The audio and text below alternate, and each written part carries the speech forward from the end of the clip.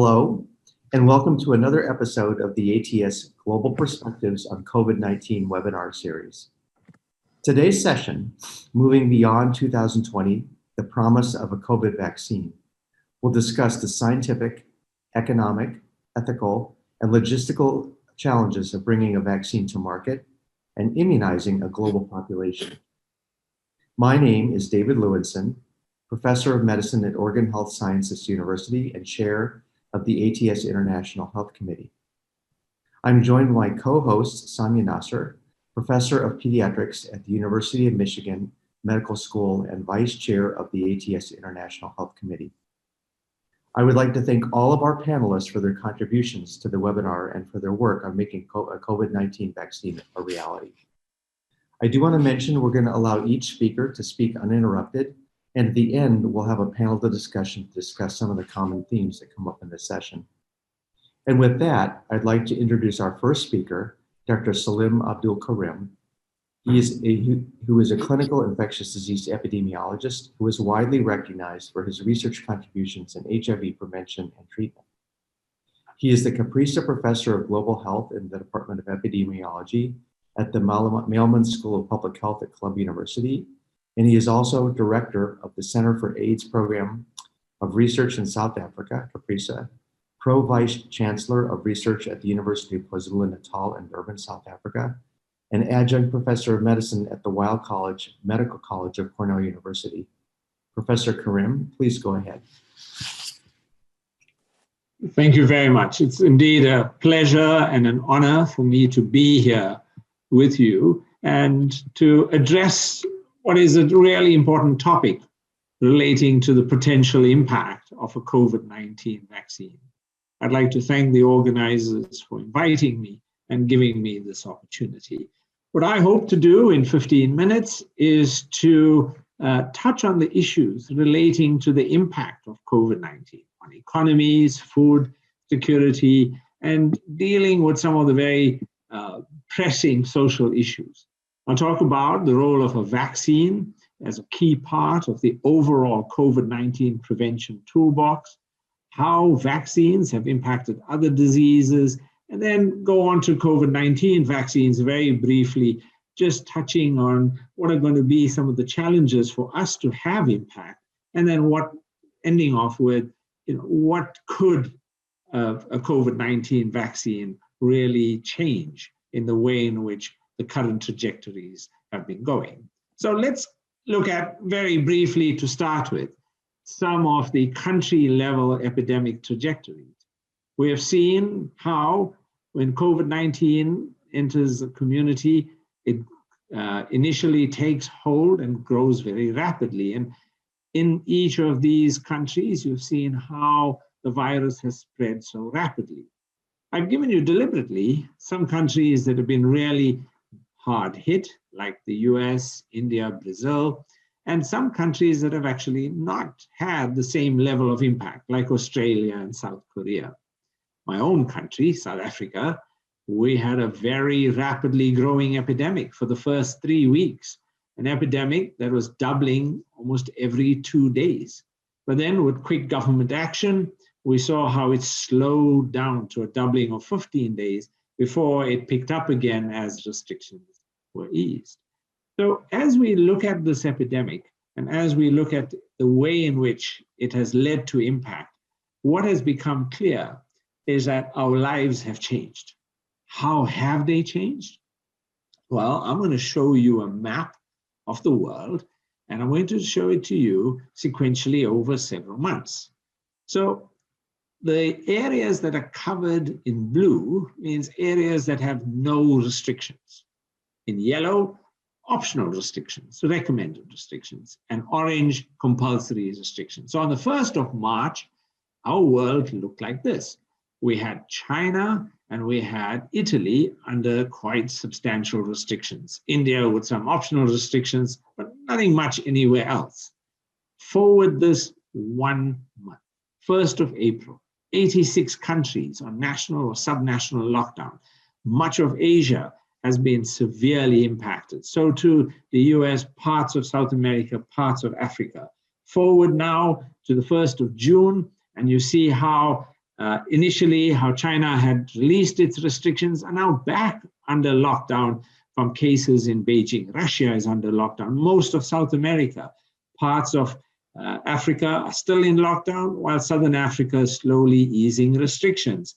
Fast forward now to the 1st of August, and we'll see Australia is back in lockdown. Most of South America is in lockdown, and parts of Africa are now easing their lockdown.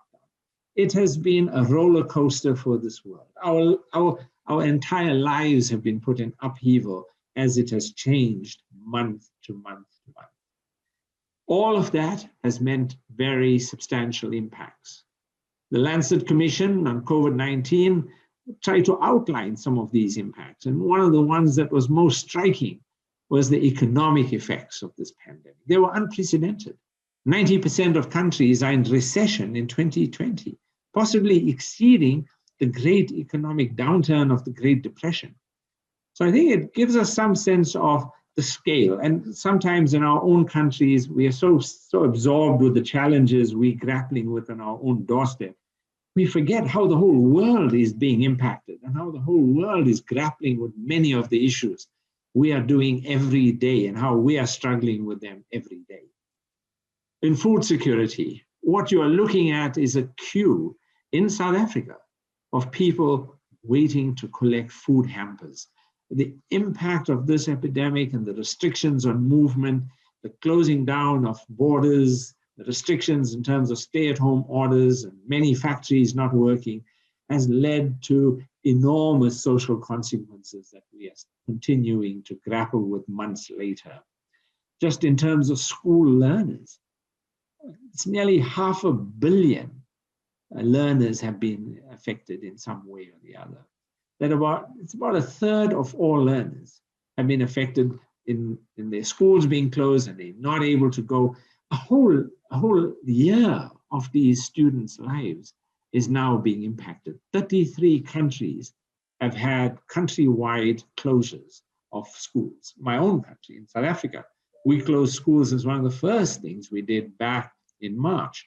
So we are grappling with all of these issues. And even when these schools do open, we deal then with the outbreaks that occur as a result. But we do have a toolbox. And this toolbox is actually quite full.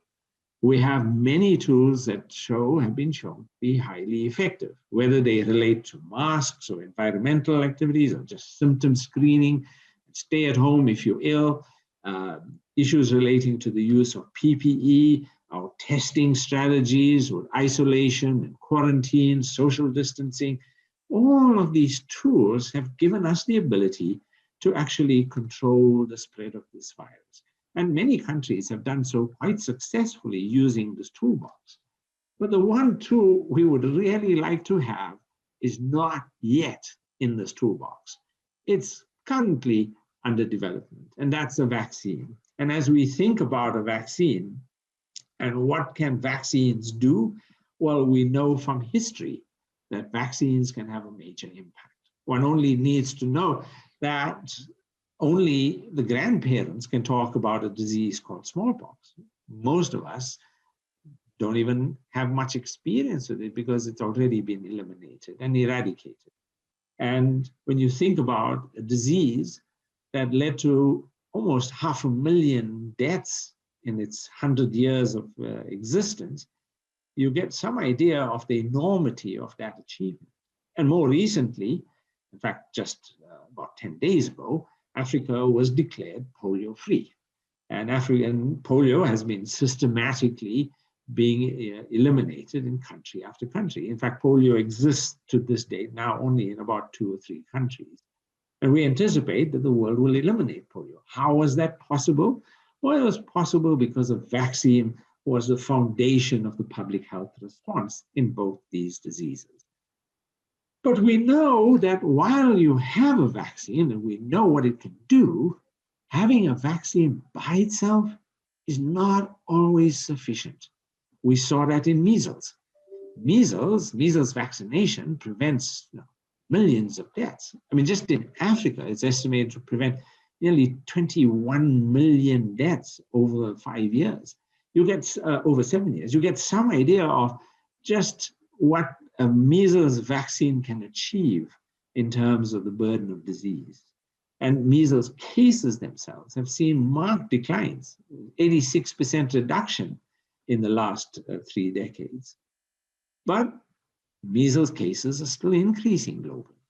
In 2019, there were more measles cases reported worldwide than any year since 2006. That over 500,000 confirmed cases have occurred. So we are still seeing measles cases. We are still seeing measles deaths, despite having a highly efficacious vaccine. Granted, measles is a highly transmissible and highly infectious virus, but we do have a highly effective vaccine. It highlights for me and for the public health community that having a vaccine often by itself is not enough. Achieving high coverage, ensuring that all of the prevention strategies to support the efficacy of a vaccine are going to be just as important. So now we come to a COVID-19 vaccine. There are a range of different technologies that are being pursued for a COVID-19 vaccine. The New York Times has a coronavirus vaccine tracker that keeps ahead of the game by telling us how many vaccines are in development, how many are in human trials, how many are in efficacy trials, and how many have been at least approved at some level. And so you get a sense of in the 11, that there are 11 vaccines that are currently in efficacy trials, currently in phase 3 trials. And I've provided their logos to give you some idea of who they are. And they cover a wide range of technologies, from mRNA to vectored vaccines to protein subunits. So we're seeing multiple technologies. And the importance of that is that if one technology is found to not work, we have many more strings in that bow. What are we trying to do with this vaccine? Well, we're trying to achieve herd immunity. We're trying to get to a level of vaccine coverage that would prevent the widespread and unhindered spread of the virus. For COVID-19, it's not clear what that herd immunity level is. Some in mathematical models have suggested it's quite low, down to 43% protection, but most seem to suggest from mathematical models and extrapolations based on R0 that it's probably somewhere in the region of 60, 70, 80%. The WHO itself estimates that COVID-19 herd immunity is probably somewhere between 60 to 80%. So that means we've got to make sure that about 2 out of every 3 people is vaccinated in order to achieve this key level of coverage and protection. All of that is based on the premise, of course, that the vaccine is highly efficacious and that it has long-term protection, something that we simply don't know and probably will not know for quite a while. So what are we looking for in this vaccine? Well, WHO gives us some guidance. It provides what they call a target product profile. What should this product look like? What should a COVID vaccine look like? Well, the profile that they've suggested that the vaccine should try and meet is a minimum of 50% efficacy. 50 to 70% is their target range. That it should be safe, at least in the short term, and in the long term, it should be safe in different groups. And that's quite important because vaccines can sometimes have different levels of immunity among older individuals or individuals with comorbidities who happen to be the very people we need to protect with a COVID-19 vaccine. Ideally, it should be a single dose. Fortunately, most of the 11 vaccines in human trials and efficacy trials right now, I think all but one are actually 2-dose regimens. It needs to provide long-lasting protection.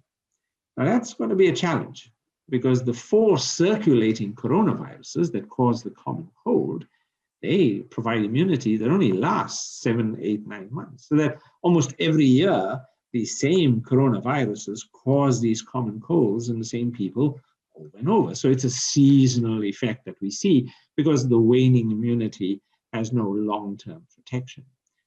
Will SARS coronavirus 2 be a similar immune response?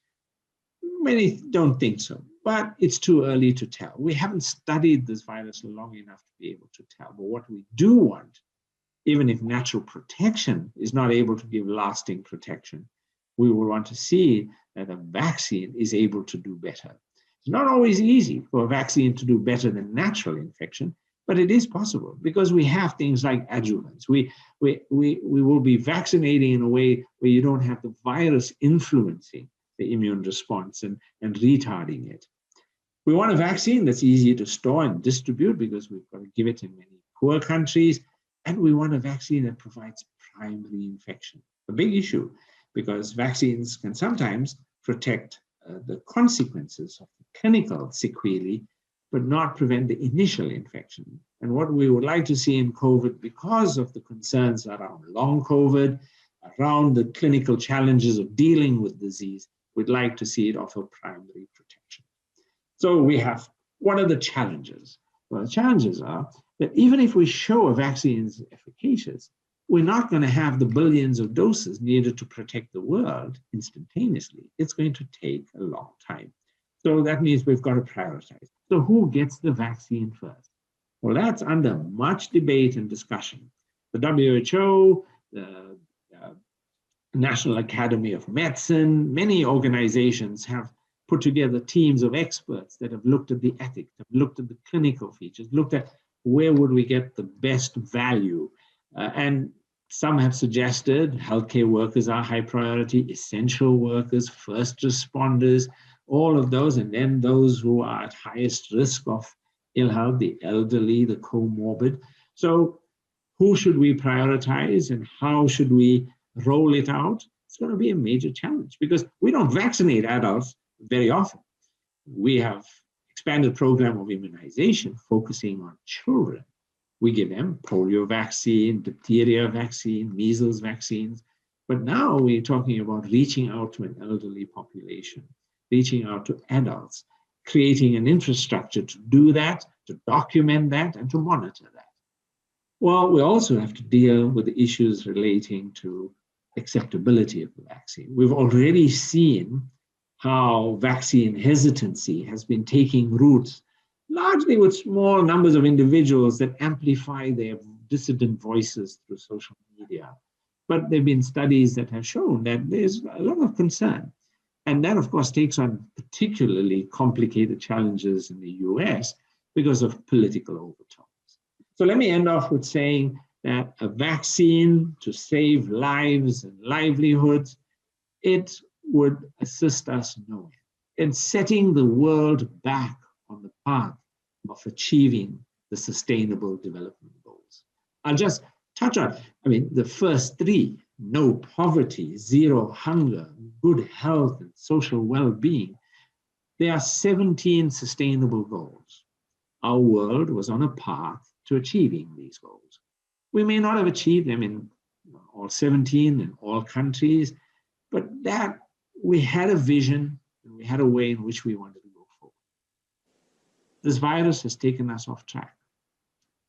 But we need to remember that in a highly globalized world like the one we live in, no single country will be safe until the whole world is safe.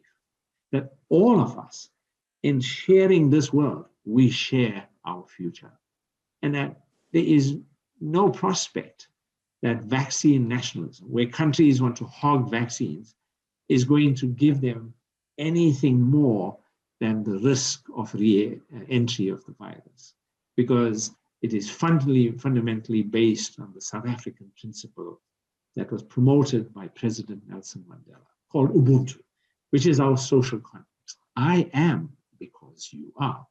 I am safe because you are safe. Our fundamental interdependence, and that you are safe because I am safe. That is what we fundamentally are going to have to depend on to see us through this pandemic. Thank you. Thank you very much, Professor Abdul Karim, for this comprehensive review. And now I would like to welcome our next speaker, Dr. Jay Coles.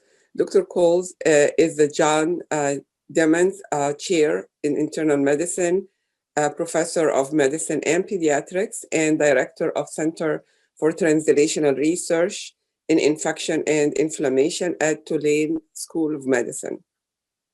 Prior to that, he was a director of the Richard King Mellon Foundation Institute for Pediatric Research at the Children's Hospital of Pittsburgh, UPMC. Professor Joe Coles, please go ahead. Thanks, Dr. Nasser and Dr. Lewinson, for organizing this. So I was tasked for talking about, can we expect to have an effective vaccine for COVID-19? So I'm going to give this a pulmonologist and mucosal immunologist perspective here. So prior to COVID, we have to remember that pneumonia is the leading cause of death in children. It kills more than any other illness, more than AIDS, malaria, and measles combined, and particularly in children that are under age 5. So respiratory infections have been a significant public health issue, even prior to COVID. So this is data on pneumococcal vaccination and pneumonia hospitalization published in New England Journal of Medicine. And this is pre-conjugated vaccine and early conjugated vaccine and late conjugated vaccine. And there's a reduction in pneumonia in children less than 2.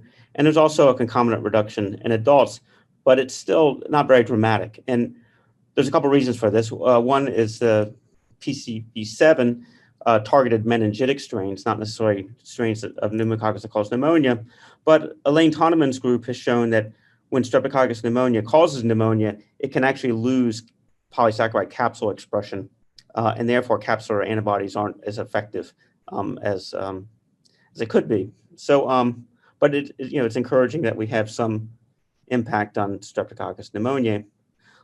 So this is a slide that Jeff Weiser gave me. This is Streptococcus pneumonia colonizing the nose, and we have to think about COVID-19 really starting here. There's high levels of ACE2 on the nasal epithelium, and we know that children can have asymptomatic carriage and shedding of COVID-19. And most of the current vaccines don't target this niche, and it's a question about whether we should. So Salim gave a great overview of the current vaccine state. We do have immunogenicity data for the nucleic acid-based vaccines that generate antibody, the Moderna RNA vaccine, the AZ Oxford chimpanzee adenovirus vaccine, and the J&J Ad26 vaccine. As Salim mentioned, there's peptide and protein approaches, inactivated virus, and then there's interesting approaches targeting what we call trained immunity. This is non-specific increases in essentially interferon type responses that can be elicited by BCG vaccination, or Altimmune is actually studying a Nasavax, which is an influenza vaccine, to see if that can induce trained immunity against COVID. So I think the limitations of the current approaches are they're unlikely to elicit mucosal IgA, and we don't know whether that's important or not, and they're unlikely to elicit what we call lung tissue resident memory cells, or TRM cells. So why are TRM cells important? Well, there's certainly clues from a large GWAS study in severe COVID-19 that one of the major SNP hits was in CXCR6. And CXCR6 is a chemokine receptor that's expressed on lung tissue resident memory cells. And this SNP is actually associated with reduced CXCR6 expression. So suggesting that maybe reduced number of lung TRM cells is associated with severe COVID. So what are TRM cells? This is an elegant transcriptional study done by Donna Farber's group. She's, I think, analyzed over 400 human lungs. And TRM cells are cells that typically, they can be CD4 or CD8. They express localization markers like SIRTAM. Most of the CD8 cells are CD103 positive, which is an integrin that is thought to be important in tissue residence. They're activated cells, so they express CD69. And what's important is they lack exit cues. So they don't home back to secondary lymphoid tissues because of a reduction in CD62L and CXCR1, and then these S1P receptors. And they can be activated quite early after a secondary challenge, and they can produce interferon gamma, IL-2, and IL-17. So this is data from the lung. What about the nose? So this is data from Wei Chen and Juan Celadon at Pittsburgh. Juan was kind enough to give me this slide. And these are actually pre-COVID single-cell RNA-seq data from nasal brushes from children. And you can see that even in healthy children, there's a population of CD8 alpha, CXCR6, and ICOS positive TRM cells in the nose. We don't know what the antigen specificity of these cells are. Presumably, maybe they're rhinovirus specific or some other childhood virus, but these may be important cells to elicit in a vaccine approach that may provide longer term responses. So this has been studied in preclinical models. This is data from David Curiel's group at Washington University, along with Mike Diamond, and they compared intramuscular immunization versus intranasal immunization. So here's the schema. The mice were immunized with spike protein, boosted, and then they used this mouse model where the mouse is given an adenovirus encoding humanase 2, essentially humanizes the mouse, and they become susceptible to SARS-CoV-2. And this protein is immunogenic. They could measure IgG, but no IgA. When challenged, there's a significant protection against infectious virus. What's interesting is that there's still viral RNA detected, suggesting that maybe some of the antibodies sequester the virus but prevent infection. And there's a concomitant reduction in this chemokine CXL10, which is an interferon-driven chemokine, so it's a marker of interferon activation in the lung. So in contrast, in intranasal immunization, again, they got high levels of neutralizing titers, high IgG, but in this setting, they got very high levels of local IgA in the lung and actually a stronger CD8 T cell response with intranasal. And the intranasal vaccine was actually just as effective in reducing infectious virus, but also completely blocking lung viral RNA. So it was superior in this outcome measure than the intramuscular approach. So the authors hypothesized that with intramuscular inoculation, you're getting a very good IgG plasmablast response and very good protective IgG antibody. There is some T cell responses, but how efficient those T cells get to the lung is unclear, whereas the intranasal inoculation gets both IgG, IgA, as well as potential these tissue resident memory cells. So multiple shots on goal to provide protection. So I put this slide in because what about trained immunity? So it's been observed that cystic fibrosis patients actually have a relatively reduced risk of COVID, and that's probably multifactorial. They're trained in infection control. There's data that maybe CF patients have higher levels of SERPIN-B1, which can antagonize TMPRSS2, which is a protease involved in viral attachment and infection. But the other thing is CF patients with a chronic bacterial infection actually have a strong interferon signature in their, this is data from bronchial brushes and CF, and then here's actually some severe asthmatic data compared to healthy controls. And you can see that there's a stronger interferon tone, I would say, in the airway that actually may protect these individuals from virus. And we're actually experimentally testing this in a CF mouse model to see if this is true or not. So what about mucosal adjuvants? So I mentioned the cell paper from WashU used just adenovirus, but there are adjuvants that can elicit mucosal responses. One that we're working on is this derivative of E. coli label toxin. This was actually used in influenza vaccination in a study in the 90s, and it was associated with Bell's palsy, so this study was stopped. But the microbiology group here, led by Betsy Norton, has shown that toxicity was due to the B subunit of LT, and LTA1 does not have the same effect on olfaction or a nasal toxicity. And we've coupled it with some bacterial antigens like outer membrane proteins, and these vaccines, when given mucosally, intranasally or intrapulmonary, are very protective against even hypervirulent strains of Klebsiella with multiple logs of protection. And the protection is actually mediated both by antibody, but also these germinal center reactions where you get both CD3 responses as well as B cell responses. And particularly by single cell RNA-seq, these cells, the CD4 cells, actually cluster with the same cells that you elicit with just giving heat kill Klebsiella, which has a multiple, very crude vaccine preparation, but multiple TRR agonists are in this preparation. And this is they cluster completely different from naive CD4 cells in the spleen here. So there's quite a bit of overlap. And these cells make a lot of IL-17 and also a lot of interferon gamma. And this is RNA-scope data showing that these TRM cells are really poised right below the epithelium. And in data I don't have time to talk about today, that their effector mechanisms actually include IL-17 receptor signaling in what we call adventitial fibroblasts. These are TWIS2 positive IL-17 RC cells that form the kind of fibroblast structure around the epithelium. They also signal to the epithelium as well, but the fibroblast is actually more dominant in terms of protective mechanisms.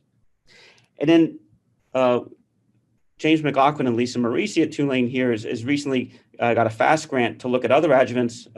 They're looking at another version of label toxin, which has a double mutant that again renders the toxicity of the B subunit null, and that's called DMLT. And they're also looking at whether outer membrane vesicles from bacteria can also be used as a COVID vaccine adjuvant.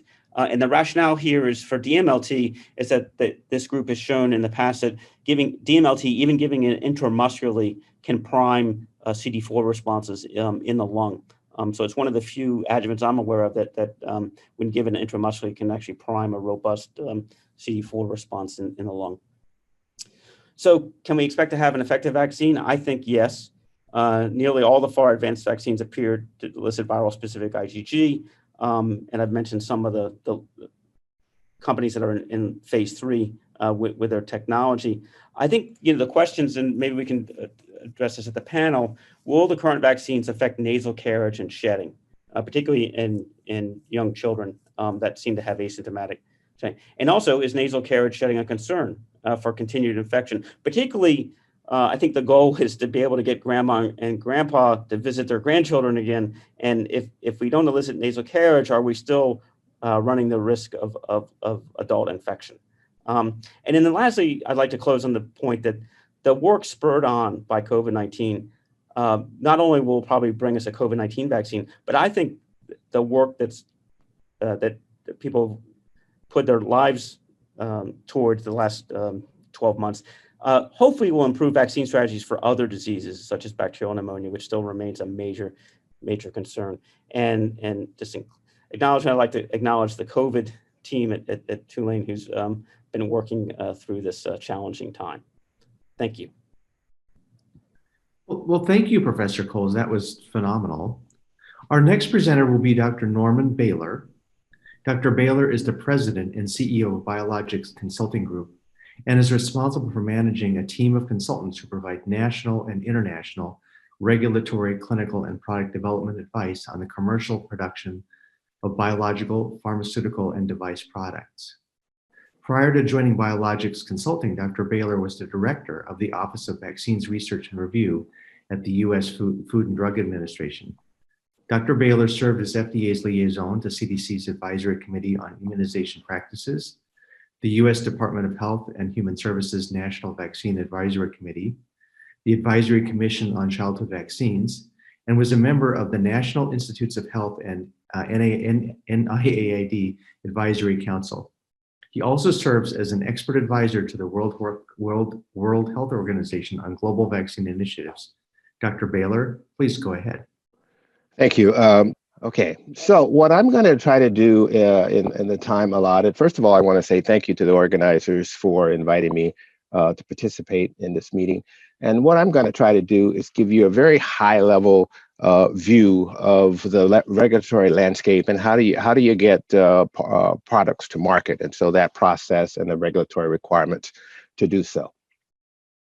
So, and my first slide is my disclosure statement, which I don't have to read here.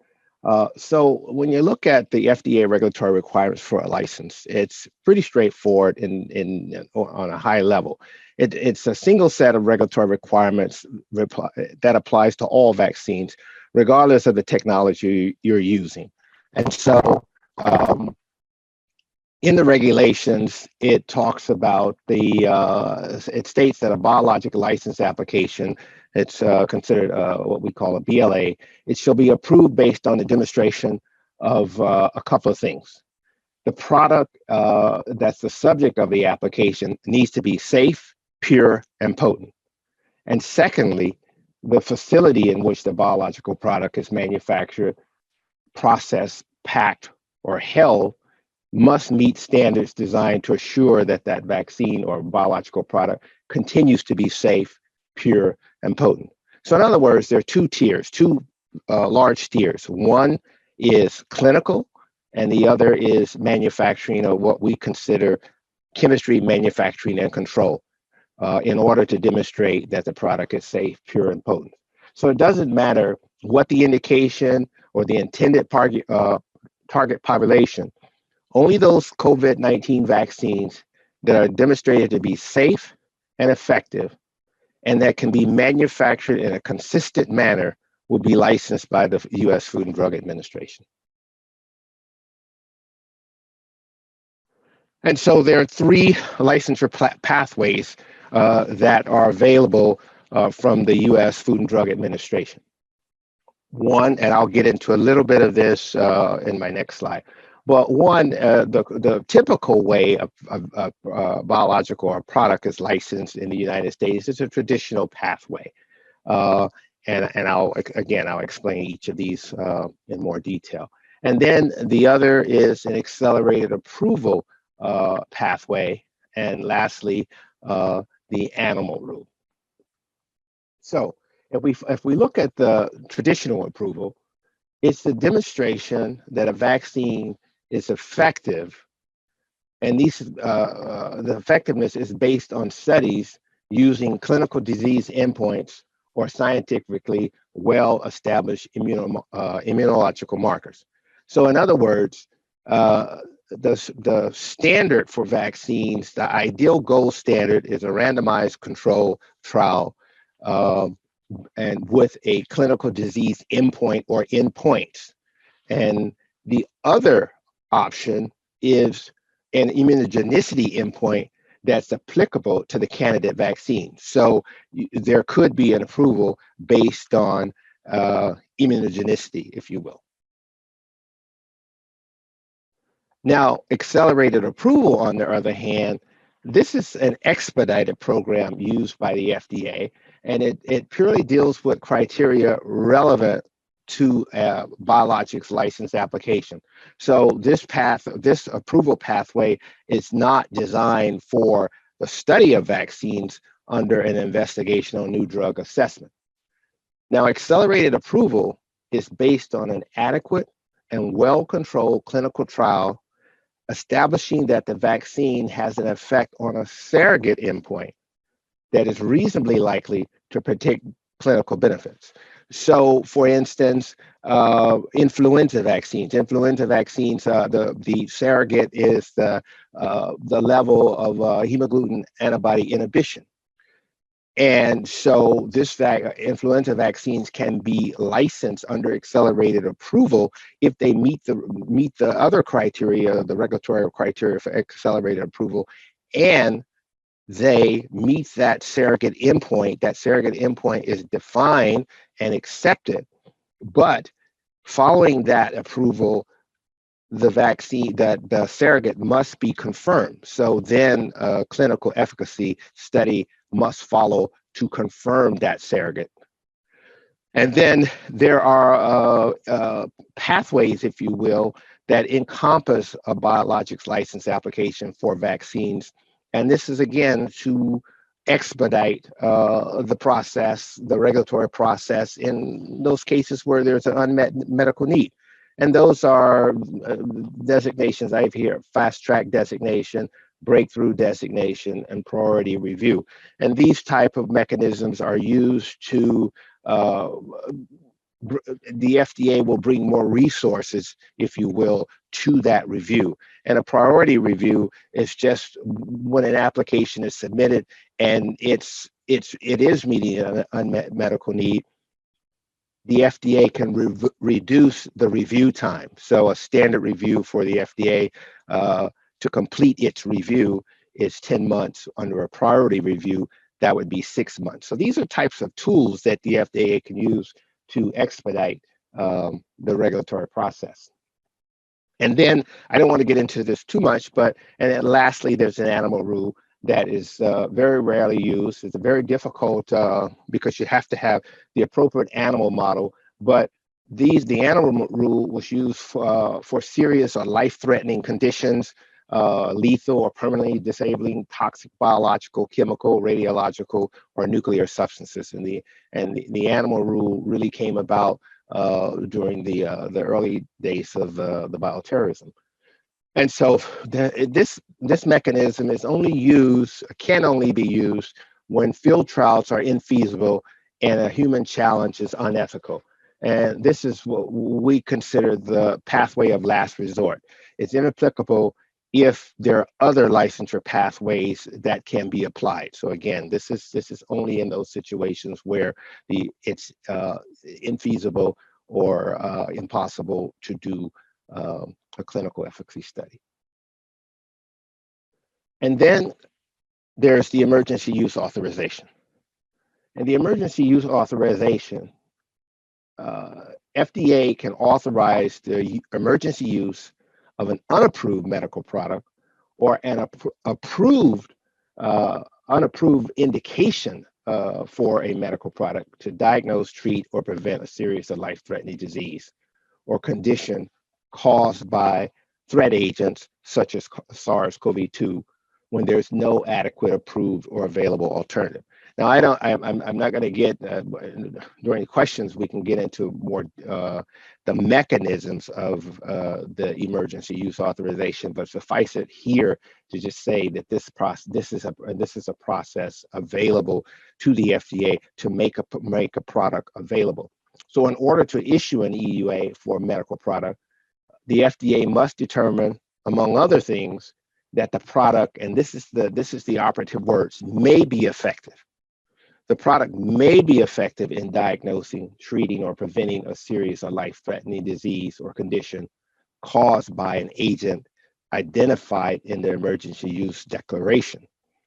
And the benefits must, or at least there must be some data that demonstrates the potential that the benefits of the product when used to diagnose, prevent, or treat a serious or life-threatening disease or condition outweighs any known or potential risk of the product.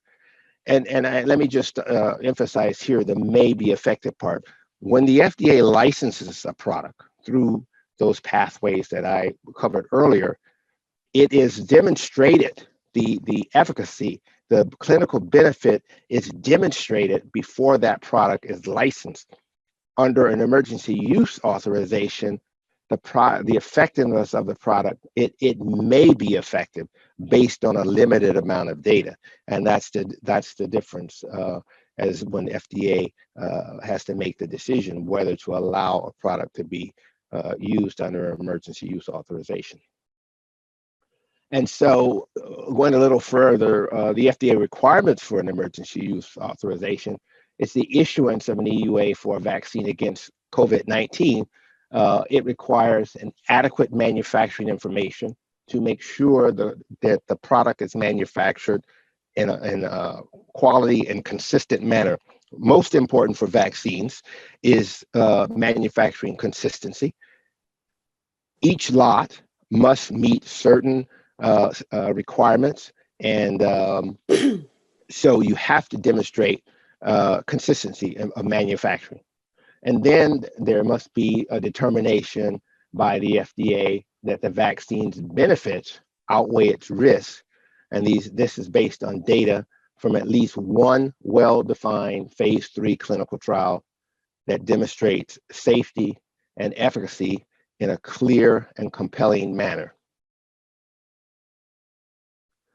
So the FDA has actually put out guidance documents for the industry to guide them in navigating the requirements to license a vaccine against COVID-19.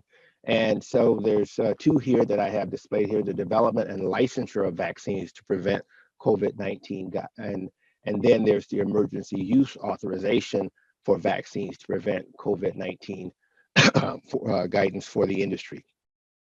these are very similar. The requirements for licensure and for emergency use are very similar, as FDA articulated in an October 22nd advisory committee of external experts and the public. But there are differences, and there are issues with using a vaccine under or distributing, deploying, if you will, a vaccine under emergency use authorization, because for one, this has never been done before for a vaccine, except in one case, and that was with the anthrax vaccine. But the anthrax vaccine was a licensed vaccine. The emergency use part of it was an indication, and that vaccine was for, that indication was for post-exposure prophylaxis for the military. And so to deploy a vaccine to millions, could be tens of millions of individuals under an EUA is a challenge, given the fact that safety and efficacy have not been demonstrated to the effect of licensing the vaccine. So I want to sort of close here, making sure that there's a clear understanding that to license a vaccine and take it to market is one pathway. The emergency use authorization is not a licensure process. It is, again, allowing an investigational vaccine to be used in case of an emergency. And with that, I thank you. Thank you very much, Dr. Baylor. That's very interesting coverage. Thank you very much for that. Our next speaker will be Dr. Rajiv Venkaya. Dr. Venkaya is the president of the global vaccine business at Tthe Pharmaceutical, which is developing vaccine for the Tthe, norovirus, and Zika virus, and supplying pandemic influenza and other vaccine in Japan.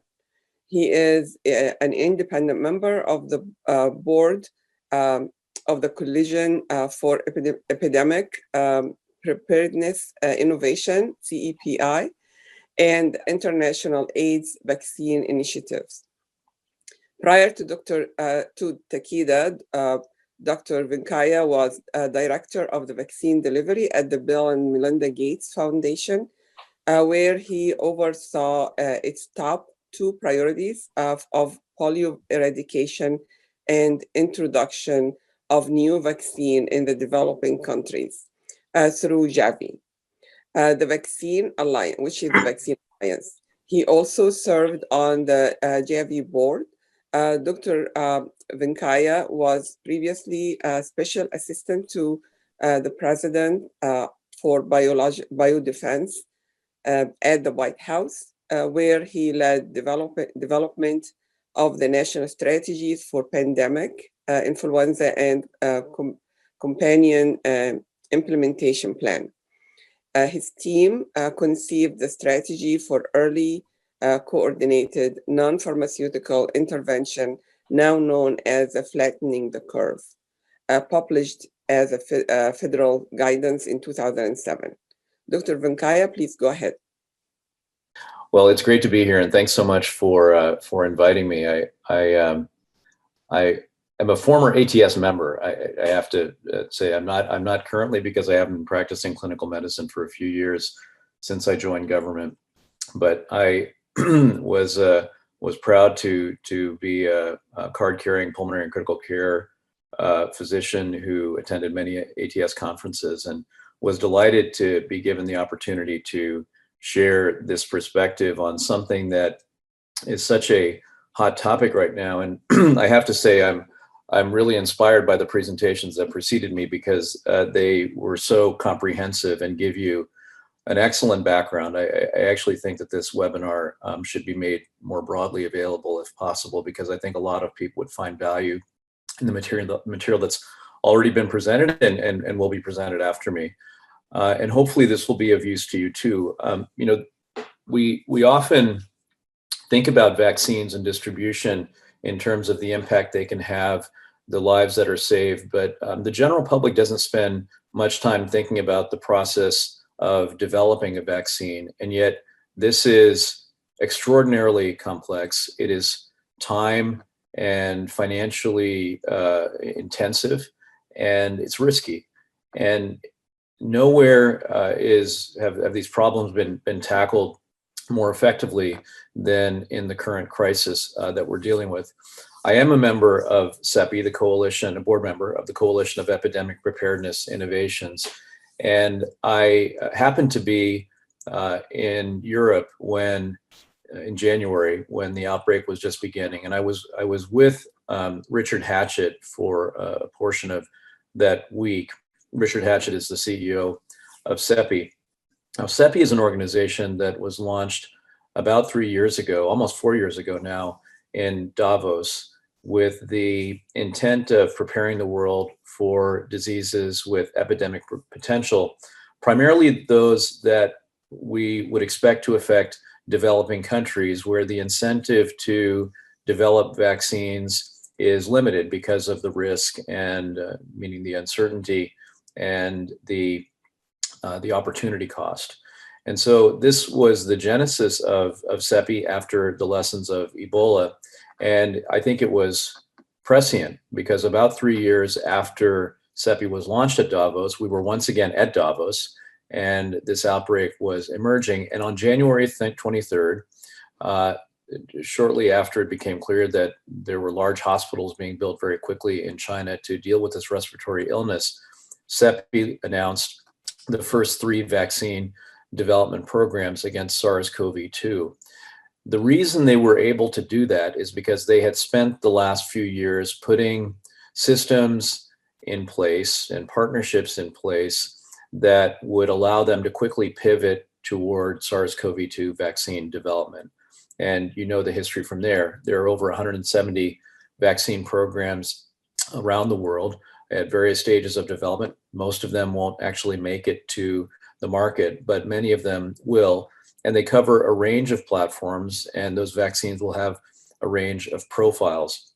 So I thought it would be useful to share a bit of a perspective of how we are tackling this as a community, how we're able to make this happen so quickly without cutting corners and compromising on safety and efficacy, and then talk about some of the complexities of phase 3 development and the post-licensure or post-approval phase that may not immediately come to mind. And I'm going to try to avoid repeating what Norman said in his excellent presentation. I think I'll provide some additional context, and then we can explore this further in the Q&A.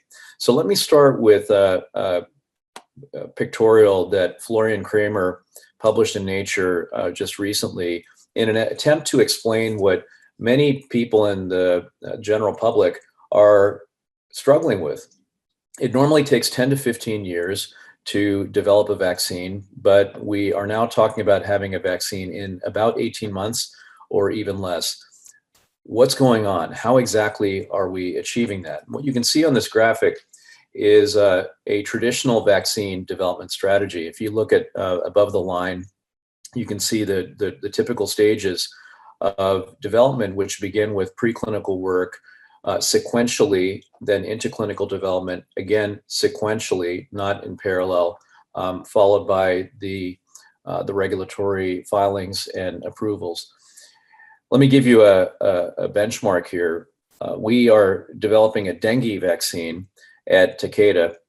This vaccine has actually been in development since the 1980s in Thailand, but the development really took off after the CDC licensed the product in the 90s and a biotech picked it up in the 2000s. We at Takeda acquired that biotech called Invirigen in 2013 when the dengue program was in phase 2. We spent a couple of years planning for a phase 3 clinical trial in 20,000 subjects. We started that phase 3 trial in 2016. It is now 2020. We are about to look at the 3-year follow-up data on that vaccine, and we're planning to file that vaccine early next year. It would be launched about a year after that if we receive an approval. That gives you a sense as to what traditional vaccine development looks like, and that's what you see above the line. that, by the way, those timelines are not that atypical.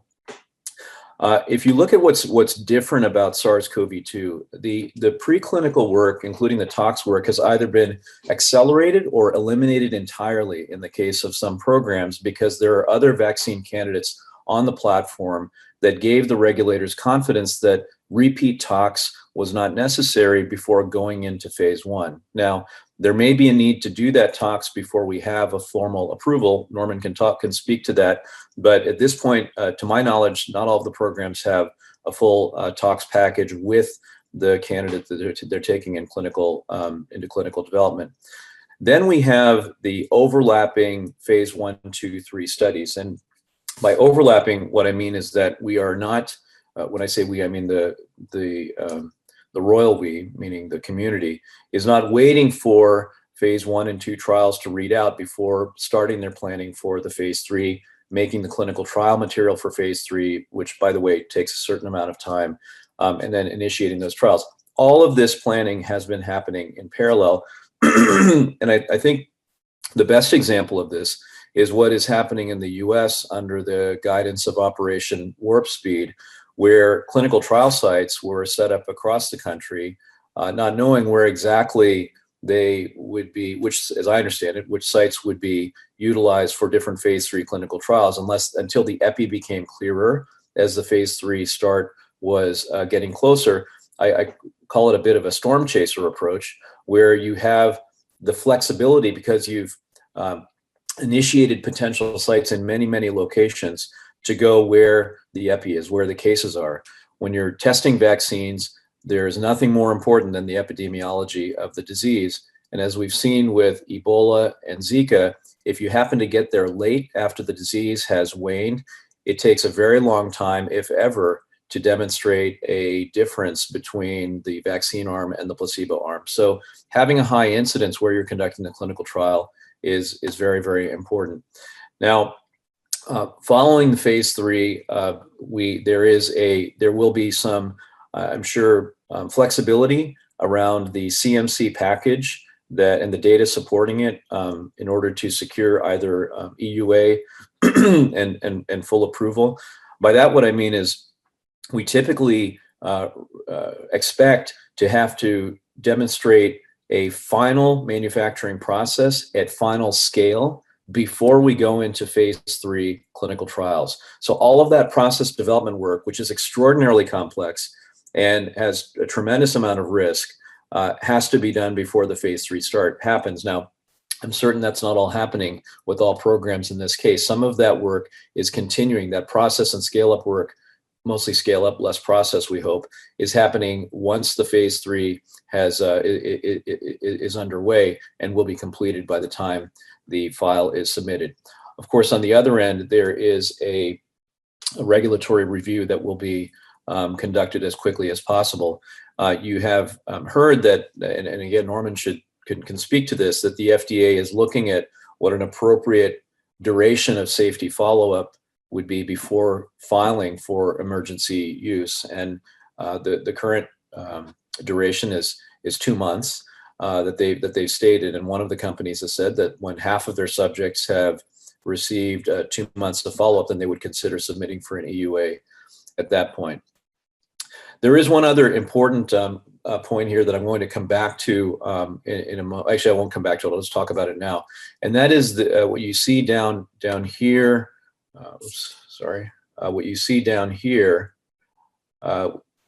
this is the manufacturing at risk. So what does that mean? I talked about traditional vaccine development, which involves everything happening in sequence.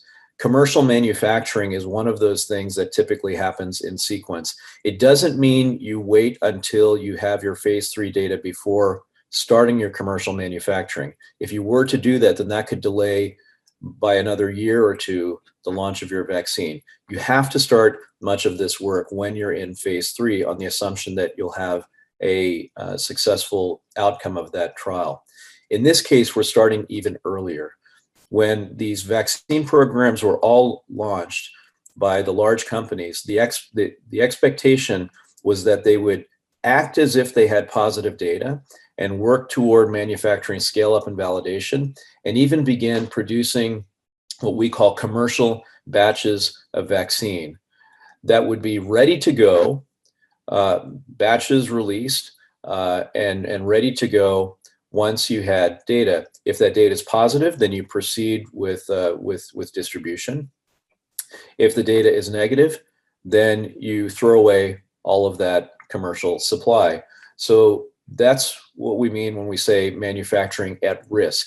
If the program fails, then you've lost that investment. And this is one of the most significant challenges of this enterprise. If you expect companies to produce a lot of material before they even know whether they have a product, you're asking them to not only put a lot of capital into producing those volumes. Normally when you do that, it's called working capital. Normally when you do that, you can expect it to come back once you sell the product. In this case, you're making the working capital investment at risk. So you may never get that capital back by selling a product. And this gets to a very, very important underpinning concept for all of this vaccine development, which is risk and risk sharing. The entities that are in the best position to help companies to diffuse the risk are governments, because they can take taxpayer resources. Taxpayers, of course, are the beneficiaries of these vaccines when they become available, and they can share the risk with companies. And a good example is here in working capital, where many companies are receiving from governments the resources necessary to build up this supply without an expectation that they will have to pay it back if the program fails. So that's a very, very important concept. Let me turn to a couple of other considerations that we think about in phase 3, and then I'm going to talk about some special considerations after phase 3. I've already mentioned the issue of clinical trial sites. I can't overstate the value of smart choices in clinical trial sites when we talk about timelines. All of these studies, the phase 3 studies, are case driven, meaning that the interim analyses are driven by the accrual of cases. This is on a blinded basis, and so you don't know where the cases are coming from, placebo or vaccine arm, but making some assumptions about efficacy of your vaccine candidate and incidence of the disease in the population, you can calculate when you want to do your interim analysis. And so if your epi is waning in a certain part of wherever you're conducting the trial, it's going to take you longer to accrue cases. It doesn't in both the placebo and the vaccine arms. Of course, we hope that accrual will be much faster in the placebo arm than the vaccine arm.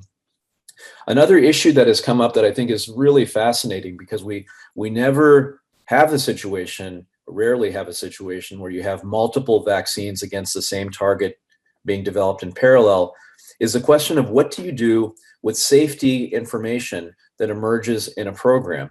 We saw this happen with the AstraZeneca trial, where there were reports of transverse myelitis in an individual in that trial. This, of course, has been seen in association with viral infections and even with other vaccines. But the question is, what are the implications of those potential safety findings for vaccines that are being developed on similar platforms, or vaccines that are targeting similar antigens? And this is, to be honest, something that has not been fully addressed, in my view. I don't think we have an adequate system for sharing of this kind of information between companies to inform other companies' safety monitoring, for example, and companies that are going to come in the future to inform how they design their trials. I think we need to do a better job of this. At this point, the way it's handled is as we would in a typical clinical trial. The DSMB looks at the data, an investigation is performed, adjudication is made, and then the trial either goes on or not. Typically, regulatory authorities are involved in this decision making. They might even place a regulatory hold on the trial. But all of this is happening in the context of that specific program. There isn't yet a formal mechanism to have this kind of this kind of assessment across programs. I mentioned the point about interim analyses. This is I'm not a biostatistician. but I know, I guess, enough to be dangerous. This is from a biostatistical standpoint, a tricky issue, because you can't just look at the data, unblind the data whenever you want. You have to pre-specify when you're going to be unblinding the data, and you pay a statistical price in what we call alpha every time you take a look. And so there are pros and cons with doing more frequent interim analyses.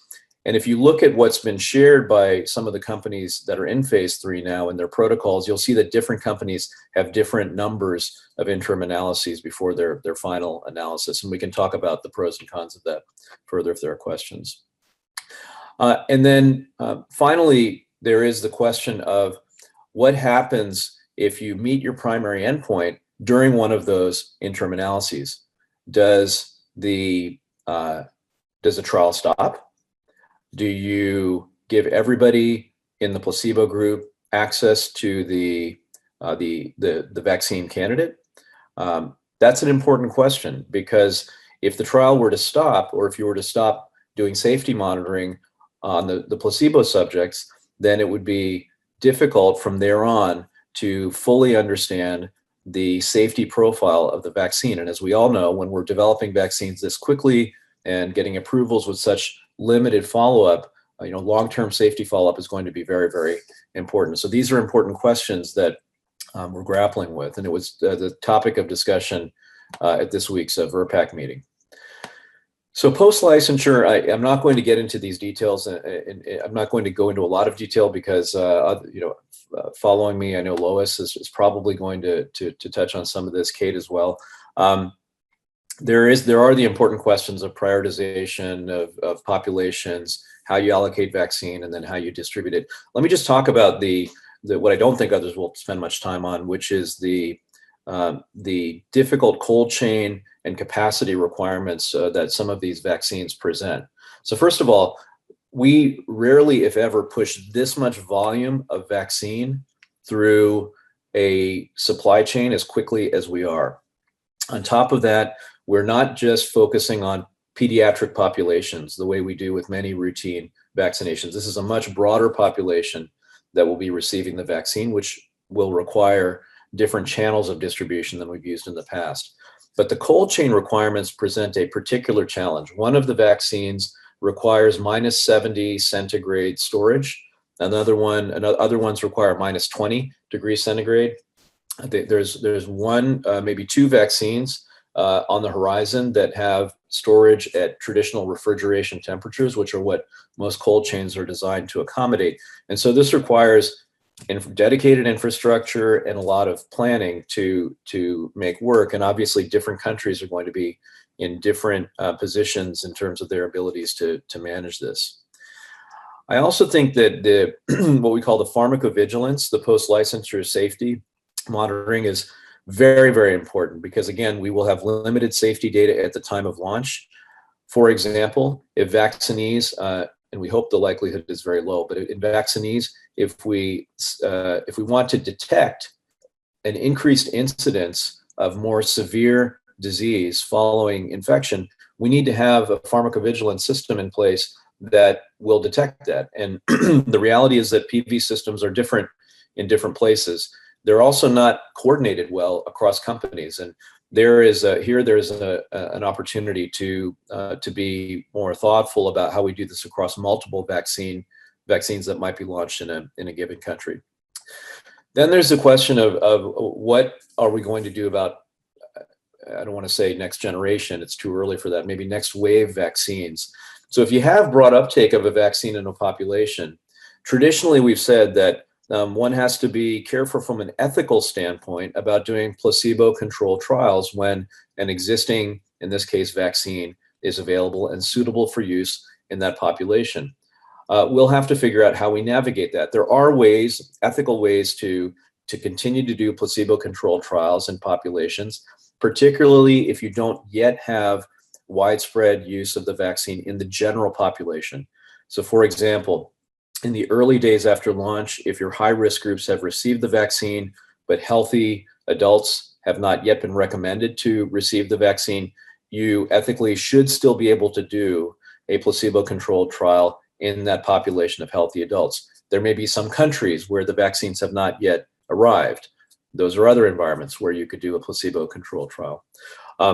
One hope we all have is that through these phase 3 trials, we'll establish correlates of protection, one or more, that are surrogate markers, some would say biomarkers, for actual protection that we can use in place of conducting large efficacy trials of the second wave of vaccines, particularly when the epidemiology may be unpredictable as the first wave is taken up.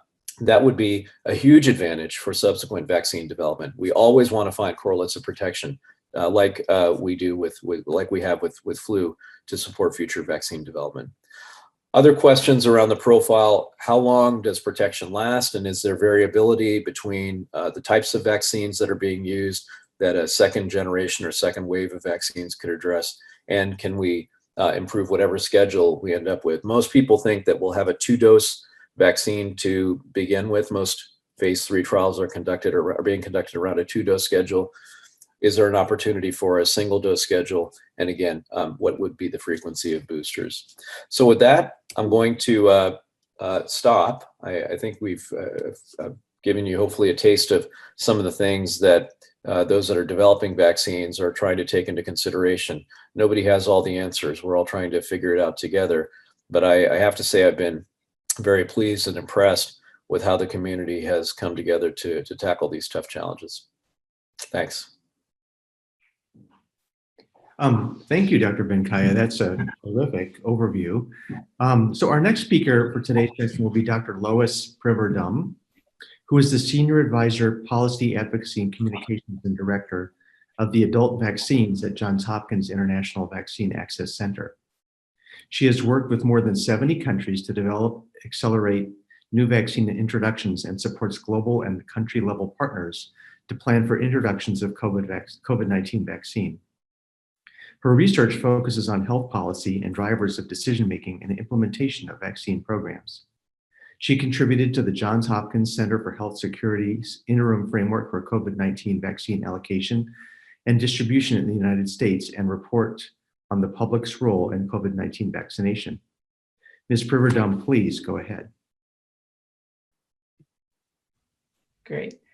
Good morning, and it's a pleasure to be here with you today to speak about the taking the COVID-19 vaccine to the public, because the public is really central to a success of a COVID-19 vaccine. And some of the things that we need to think about, we need to be thinking about now, which include economic, ethical, and community engagement considerations. And we've discussed the impact of COVID-19 and the challenges of bringing a vaccine to licensure. But even with a licensed vaccine, there's still a lot of work to ensure that, that the vaccine is explained well to the public and that they will accept that. So setting expectations and building trust within the community is an important process that can make or break the success of a vaccine. And as we've seen with Ebola or the previous H1N1 pandemic, this is a step that can't be skipped. Without community engagement, we'll never achieve vaccination targets and achieve community immunity. So let's start with a picture of the broad economic impact, which is that of GDP. And what I wanted to show here is that some countries have been particularly hard hit by the pandemic, causing a contraction in economic output of 20% or more, even when compared with the same period last year. The economic impact has been particularly dramatic in some countries like Peru, which is the small dot in the upper left-hand corner of the chart, as well as countries like the UK, Spain, and Tunisia. The other thing, though, that this chart tells us is that protecting the health and protecting the economy do not need to be a trade-off. Health and wealth are closely linked.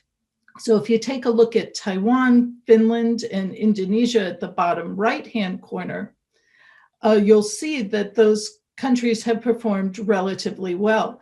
Finland, for example, is an example of a country that has an aging population and has not seen the large impact of COVID-19. Taiwan is another success story in controlling the disease. And Indonesia, a country with a much younger population, is able to weather the impact economically much more than some of the larger, lower middle income countries. The chart that I'm just showing you on the right side shows IMF projections by country grouping. Of note here is that there is uneven impact. Latin America and the Caribbean have been hard hit economically and are expected to be slow to recover. Emerging and developing Europe is similar. We are seeing that emerging and developing Asia and sub-Saharan Africa have seen relatively little economic impact. But what this doesn't mean is that they have not been impacted. And there's a more nuanced story that I think we need to be paying attention to. So if you look at this slide, we need to be thinking about what is the impact within a country, particularly on extreme poverty. The broad numbers don't show what is happening below the surface. And the World Bank predicts that an additional 88 million people will go into extreme poverty in this year alone. Much of that is in India, but you can see in other countries, some of which are in Africa, the effect will be significant. And when speaking about the vaccine, it's important to keep in mind not only what's happening at the country level, but what the people in the community are experiencing. And many people are concerned about being on the brink of poverty or facing extreme medical bills, which lead them into medical bankruptcy. And this impact is very real. So how do we ensure that people can get the vaccines that they may believe can protect them against the disease? We already know that there won't be sufficient supply to meet the needs of everyone. So ensuring that there isn't vaccine nationalism is a priority. We can ask, do we have equal access right now? We've seen already that in a report by Oxfam is that 13% of the population has already committed to 50% of the vaccine supply. So that in itself is something that we want to be concerned about. But there is something that's happening, that's going on, that gives us faith that countries will have that access to vaccine, and that's COVAX. So COVAX is one of the pillars of the ACT Accelerator, led by Gavi, CEPI, and WHO. And it's there to ensure that all countries have access to vaccines. Now, COVAX won't be able to get access in quantities for every country in the quantities that they require right away, but it's going a long way to make things happen. And what's happening is that in this facility, that 168 countries already have joined, and this includes 76 high-income countries. And I'd like to add here that I'm really dismayed that the U.S. is not included in one of those countries. Hopefully, at some point, they will come to the table and make changes. But just about every country around the world is including themselves in the COVAX facility. So this is really important to make sure that countries have access to vaccines at an affordable price, and that they buy in that COVID-19 vaccines are a global good to benefit all countries, not just individual countries. We've said before that unless everyone is protected, no one is protected. And the COVAX facility will help move that forward. Now, the COVAX facility is a pooled procurement mechanism. And what this does is it enables us to go to the manufacturers and negotiate what vaccines can be available at certain quantities. The other aspect that is very important is ensuring that the low and middle income countries have access to vaccines as well. And for this, there is going to be a COVAX Advanced Market Commitment, which is a financing mechanism that will enable the advanced purchase of vaccines. And so far of that, for that mechanism, $1.7 billion of that commitment of $2 billion has been raised. So this brings us a lot of faith that the number of vaccines that will be available in the country can be purchased for those countries. Then we need to help ensure that there's fair and equitable access or allocation to all countries. And the WHO has put together an ethical vaccine allocation framework to ensure that countries have a fair shot at accessing the vaccines. They identified two separate stages. So the first stage is based on a proportion of every country's population, while the second stage is on a risk assessment. So let's turn to the first phase first, which is ensuring that the people that need the vaccine the most have access to the vaccine. So what you'll see here is that there have been frontline workers, both working in health and social care, that have been prioritized. This is approximately 3% of the population. And as I said earlier, when countries may not have immediate access to the vaccine, it's important to large quantities of the vaccine, it's important to ensure that we're protecting the populations that are at great risk and are going to be able to ensure that we can keep our healthcare systems intact. So getting that initial 3% of vaccine to every country is going to be absolutely critical. Then after that, going up to about 20% of every country's population, there's going to be the high-risk adult category, and that's both adults over 65 years of age and those that are under 65 years of age, but that have medical underlying conditions or comorbidities. And then in the second phase, we would switch to a different approach where countries can access the vaccine based on their particular situation and priorities. Now, there was recently a meeting at the Strategic Advisory Group of Experts, or SAGE, and at WHO, they set out the next allocations. Already there's been communication of an allocation or about values framework.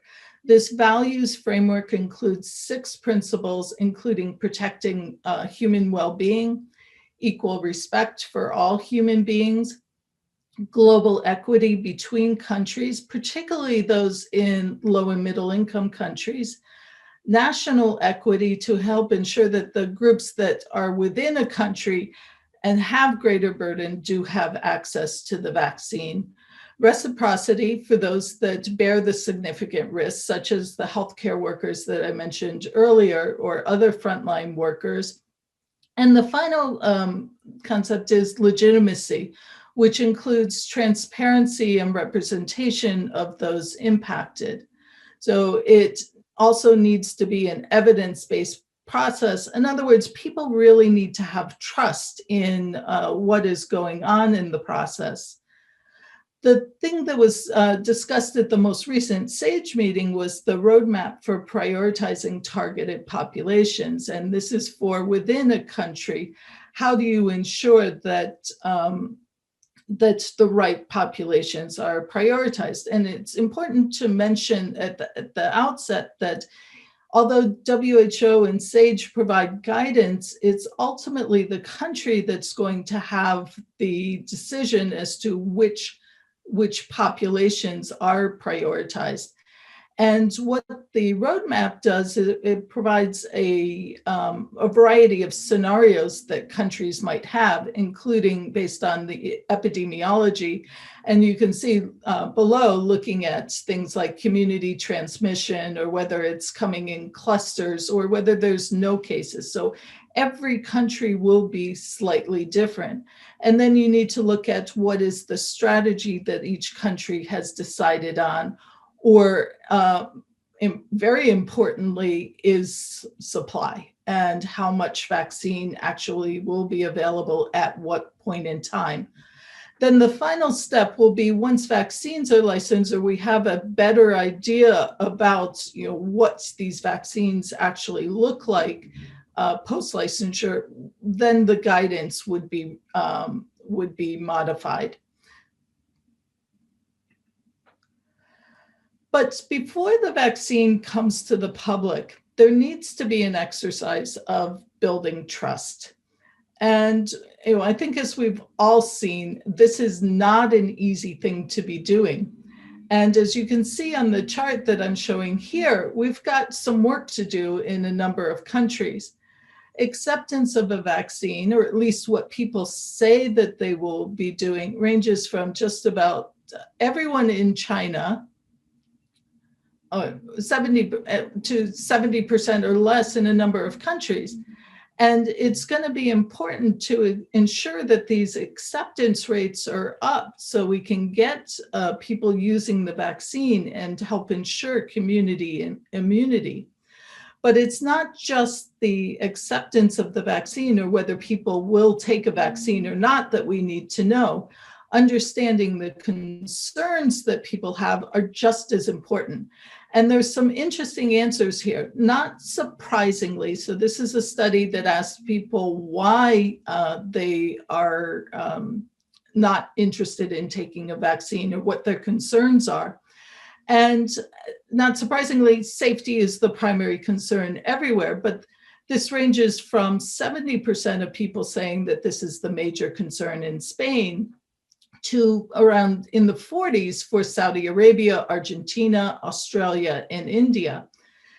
And India and Malaysia have more than 1/3 of their population saying that they don't believe that there's a high enough risk.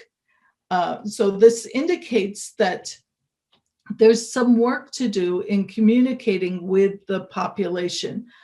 There's other countries that are concerned about other things, and notably in some places there's some relatively strong or concerning anti-vaccine sentiments that need to be addressed. So community engagement is an important process in building trust, and as I mentioned at the very beginning, we cannot skip this step. It's something that takes a lot of time. It takes a while to be able to build up trust, but something that we must go through in every corner of the world before a vaccine arrives. It's crucial to seek out community leaders and know who we need to be communicating with, because it's often not just the message that's important, but the messenger, the person that is trusted to be able to deliver information. And using social and behavioral research here is key.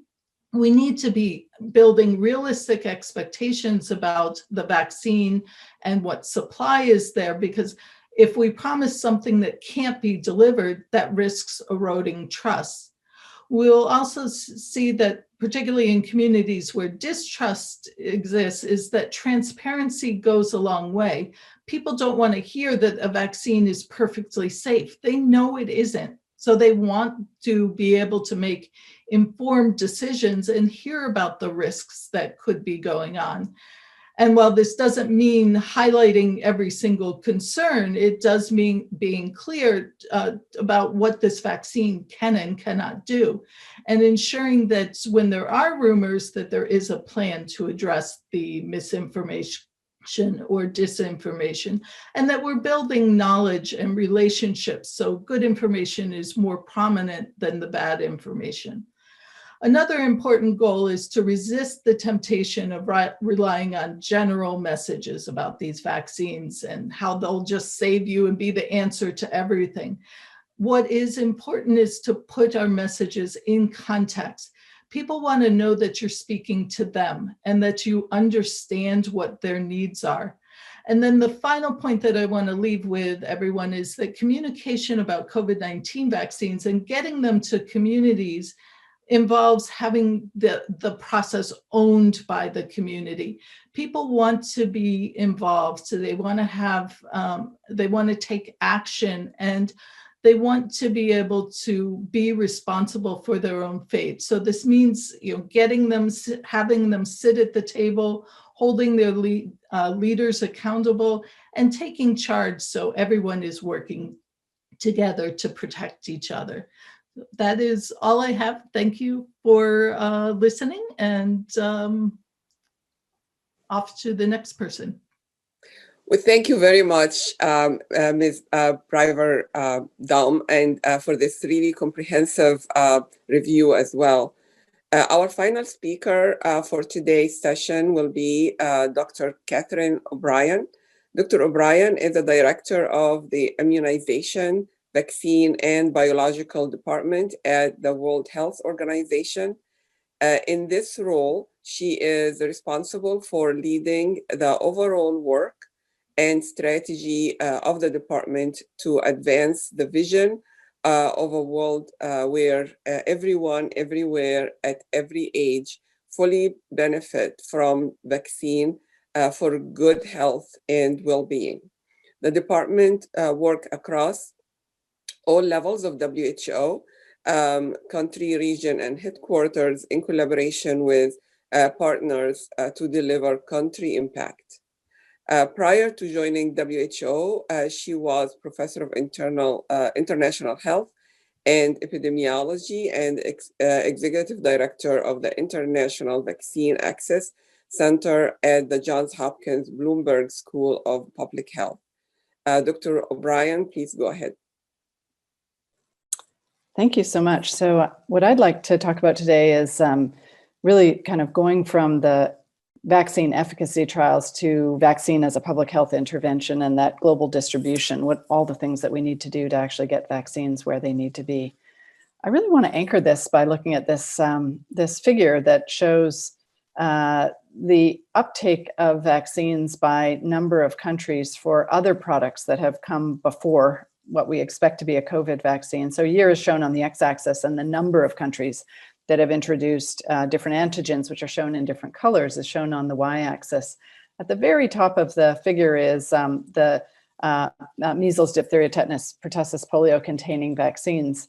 And you see two sort of pivot points. One is for hepatitis B vaccine, which in the year 2000 started to become supported by Gavi. And then a second vaccine, IPV vaccine, that had a WHO recommendation for worldwide implementation and a real sort of inflection point. That's the vaccine that's had the fastest uptake worldwide of any vaccine we've had.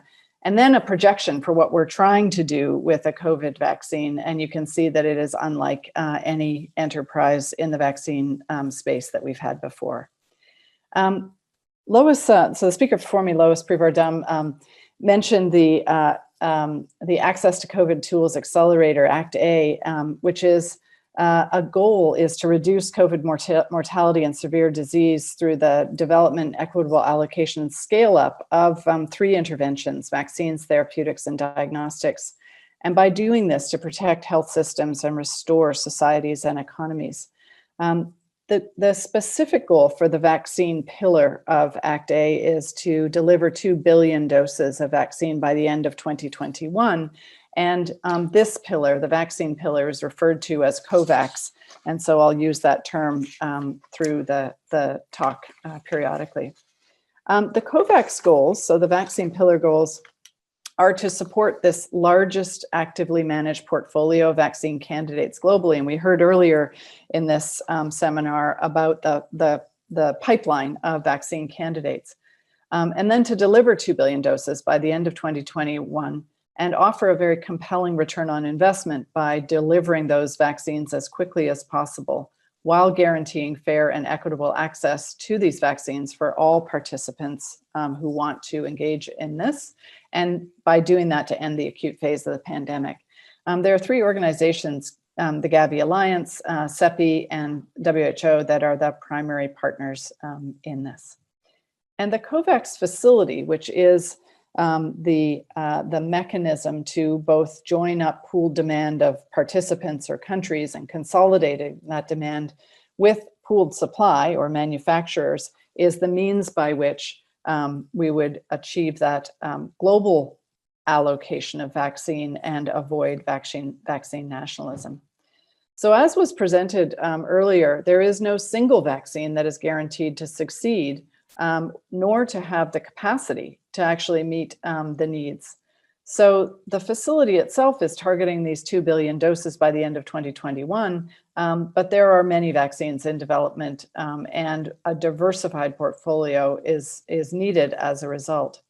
So just to frame that a little bit further, the numbers that you see in different people's slides obviously is a very active area. So we see some slightly different numbers, but there are approximately 10, some say 11 trials in late phase 2 or phase 3 trials, and many other candidates coming through both preclinical, exploratory, and into human trials. This just shows the different kinds of vaccines across the research and development and manufacturing portfolio that COVAX is investing in through CEPI, and those are shown with red squares around each of the vaccines. The COVAX facility will invest in any vaccine for procurement that meets criteria for efficacy, safety, and has had a WHO pre-qualification or stringent regulatory authority. So just because CEPI is investing in the development of the vaccine doesn't mean those are the only vaccines that the facility would potentially commit to procurement. Going from actually having a vaccine that through phase 3 trials has had demonstrated safety and efficacy and can be scaled from a manufacturing perspective, beyond that, there are really these three components that inform a vaccine strategy in countries.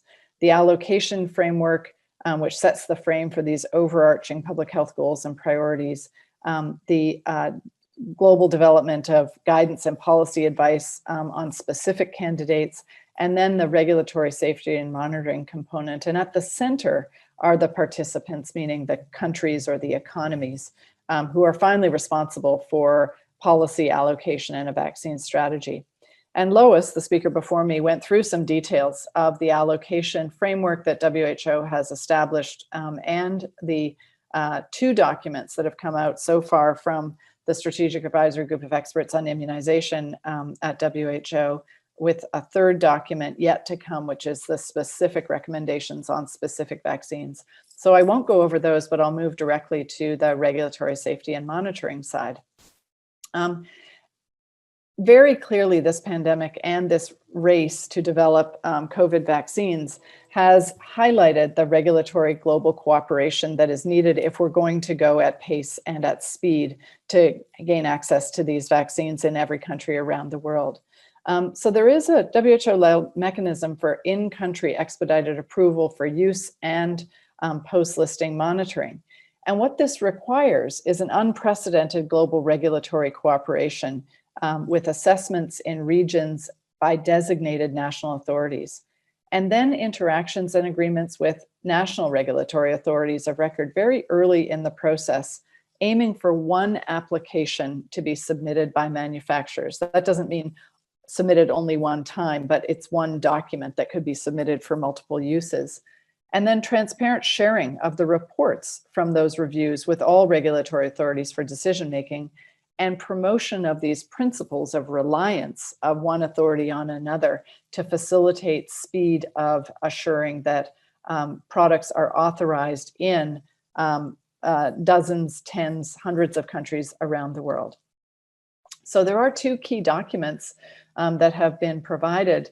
One is the considerations for the assessment of COVID vaccines that WHO released at the middle of September, and very recently a call for expressions of interest for either pre-qualification or emergency use listing of COVID vaccines, aiming for this very timely regulatory process while maintaining the highest standards of evaluation for either emergency use listing or pre-qualification. From a vaccine safety perspective, surely the demonstration of efficacy is the benchmark that we need, but there are two other elements for any vaccine to actually go into routine use or global use, and that is the demonstration of safety through the clinical trials and for a plan that will assure the ongoing collection of evidence as vaccines are rolled out. And so this global coordination and guidance is a sort of central part to the whole ecosystem of going at speed. WHO has held a vaccine safety ecosystem workshop at the beginning of September to map the safety requirements in the context of COVID-19 vaccine rollout, determine who is doing what in this space, and by doing that, identify the gaps, demonstrate, identify the duplications, and then move quickly to fill those gaps. We do host a global vaccine advisory committee on safety, and that group will be meeting for the third time on COVID vaccines at the beginning of December to review the pharmacovigilance preparedness plan for COVID-19 vaccines. They'll provide an updated list of adverse events of special interest following immunization based on the latest developments from the clinical trials, and agree on a global mechanism for vaccine safety monitoring in the post-deployment phase, and then roll out a training webinar on all of those processes. So those are the sort of three pivotal things: the regulatory alignment, the safety monitoring, and of course the review of efficacy on the regulatory side.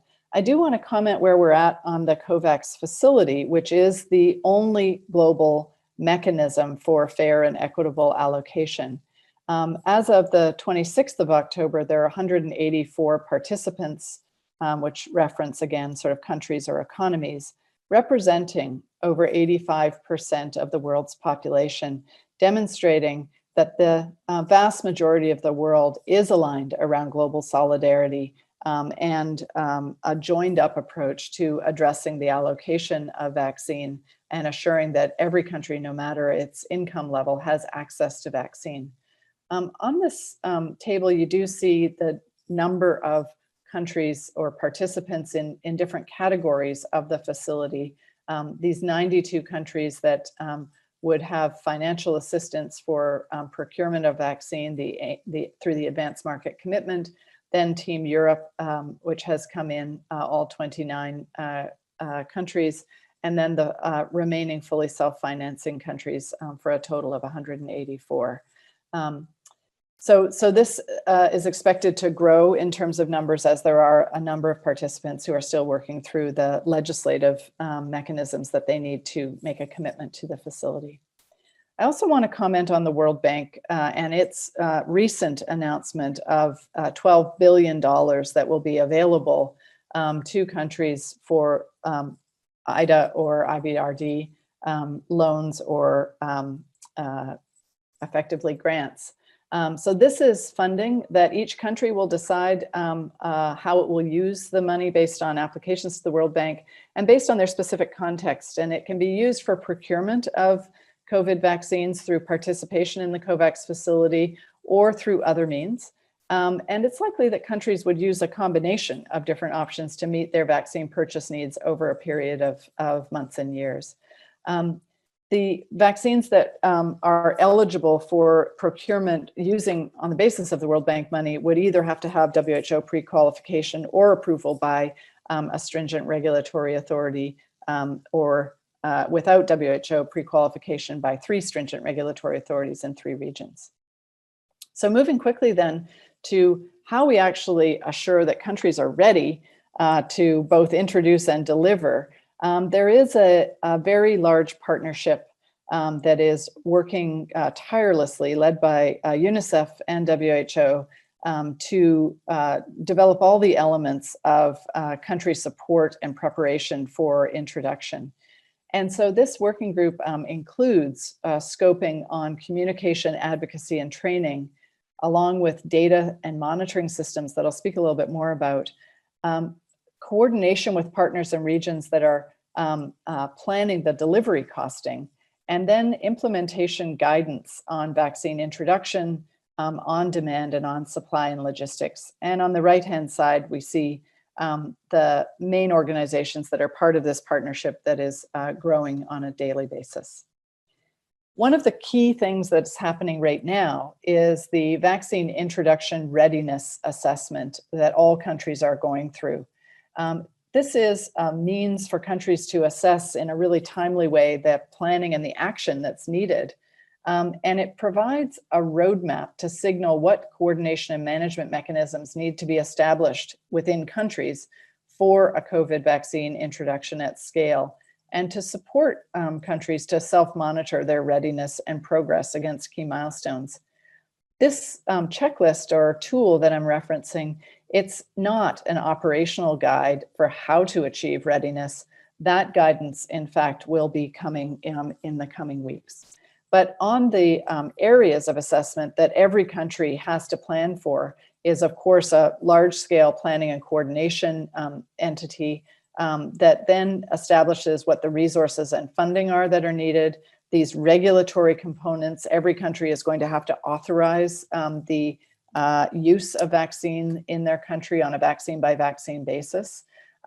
They would have to establish on the service delivery who the target priority populations are and strategies for actually reaching those, including both traditional and non-traditional means. There has to be training and supervision. When we think about how many visits there are for routine vaccination on a worldwide basis every year, which is approximately in the range of 750 million visits, and probably extends upwards a little bit from that. If what we're intending to happen in the next year is another 2 billion visits to take place, the number of healthcare workers that will have to be available to deploy this vaccination program worldwide is going to require more training and supervisory mechanisms. And then there's surveillance and monitoring, which are absolutely critical, both from a safety perspective and from a evaluation of what the vaccines are actually going to do in routine use. The clinical trials will come forward with evidence on prevention of disease, but we have other critical endpoints that are needed to optimize the policies of use of these vaccines that include the reduction in infection or transmission as one measure. Apart from the surveillance and monitoring, the logistics and the cold chain, and there's been a lot of talk about the cold chain. How much does it have to expand, and in what way does it have to expand? Of particular interest is the use of ultra cold chain that goes down to -70, for which some of the vaccines, especially the mRNA vaccines, have some requirement, but not necessarily that requirement right out to the point of delivery. So a lot of work is ongoing right now to estimate the size of expansion of the cold chain.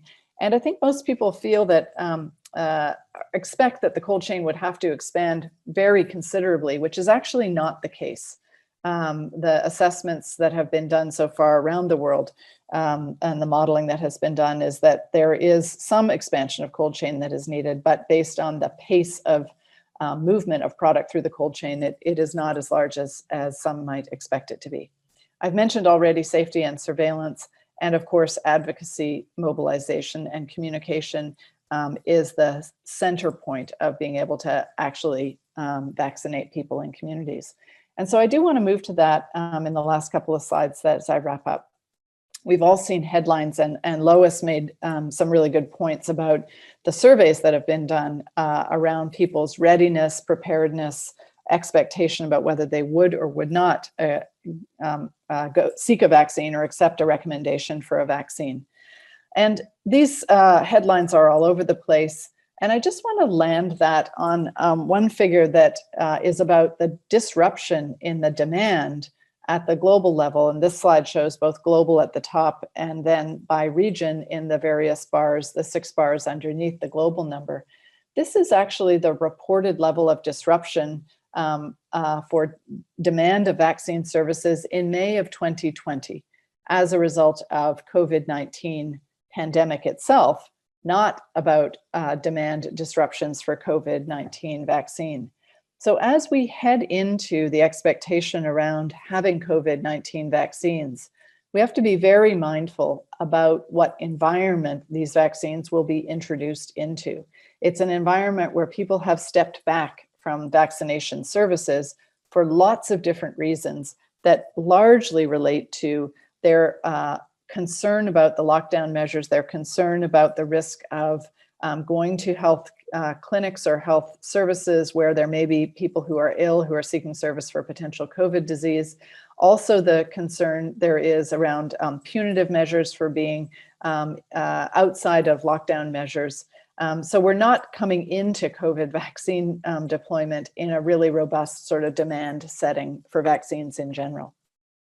I also want to comment on innovations.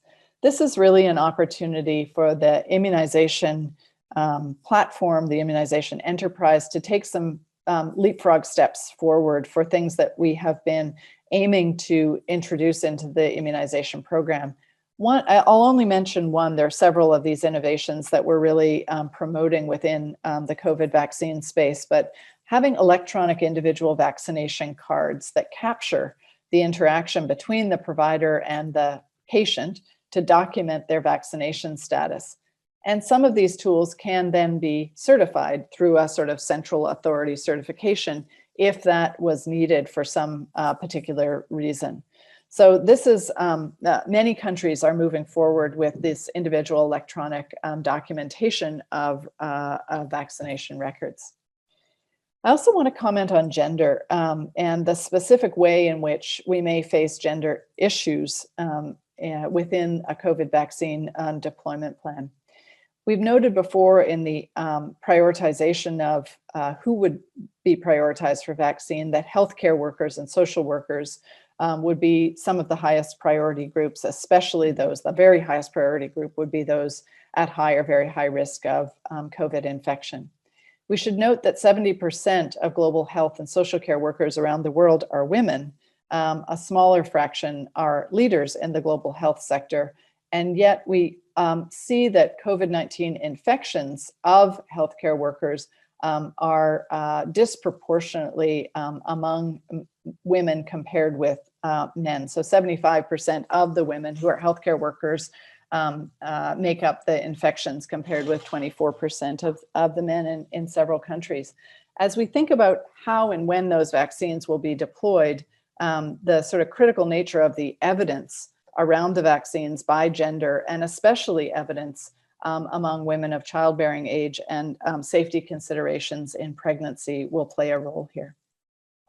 So just as I move to the final part of the talk on country readiness and delivery, we do have upcoming technical resources that are around operational guidance on national vaccine deployment plans, field guides on misinformation management, country level monitoring guidance, detailed supply and logistic guides, and more coming, as well as training packages for healthcare workers and national stakeholders designed with end users in mind. So these are modular systems that can be used as either virtual or in-person trainings, and leveraging e-learning platforms that are being used to provide trainings to thousands of people around the world. So the last slide is really just about timelines. This is an unprecedented pace of development of vaccines and going from the point of development to all of the plans necessary to assure the financing mechanisms for global access, means of assuring that that is fair and equitable, and country readiness to deploy those vaccines, having established national policies on prioritization. The aim, you can see where we are now at the end of October, having developed many of the structures that are needed in record time, and moving next to submissions of applications to the COVAX facility for those vaccines fundraising deadlines for raising billions of dollars of money to support those countries that will need that support, and then aiming for first deployment of vaccine shipments to go out in the first quarter of 2021. So hopefully that gives you some framing of all of the things that are ongoing and need to continue happening in order for countries to be ready to deliver vaccines to people in their country who most need these vaccines, and that happening in every country around the world. So for me, the opportunity is now, and our focus needs to be on speed, scale, and access. Thank you very much. Well, thank you, Dr. O'Brien, and to all of our panelists for what proved to be phenomenal and very thought-provoking and really well done presentations. I'd like to sort of thank the American Thoracic Society as well as Ben Lesiak and Christina Braz for their tireless organization here. So we're going to go ahead and open this up to a panel conversation. And I'm going to take the liberty of leading off with the first question. So one of the things that's come up in almost everybody's presentation is this concept of an RNA vaccine. I think many of our viewers may actually have no idea what that is. So how it works and whether it's amenable to the mucosal vaccination strategies that Jay mentioned earlier. So I'll open this up, and maybe Jay, if you can lead off, and then we'll open this up to everyone else. Yeah, so nucleotide vaccines have been around for quite a while. DNA vaccines were promising, but not as immunogenic in humans as they are in preclinical models. RNA is thought to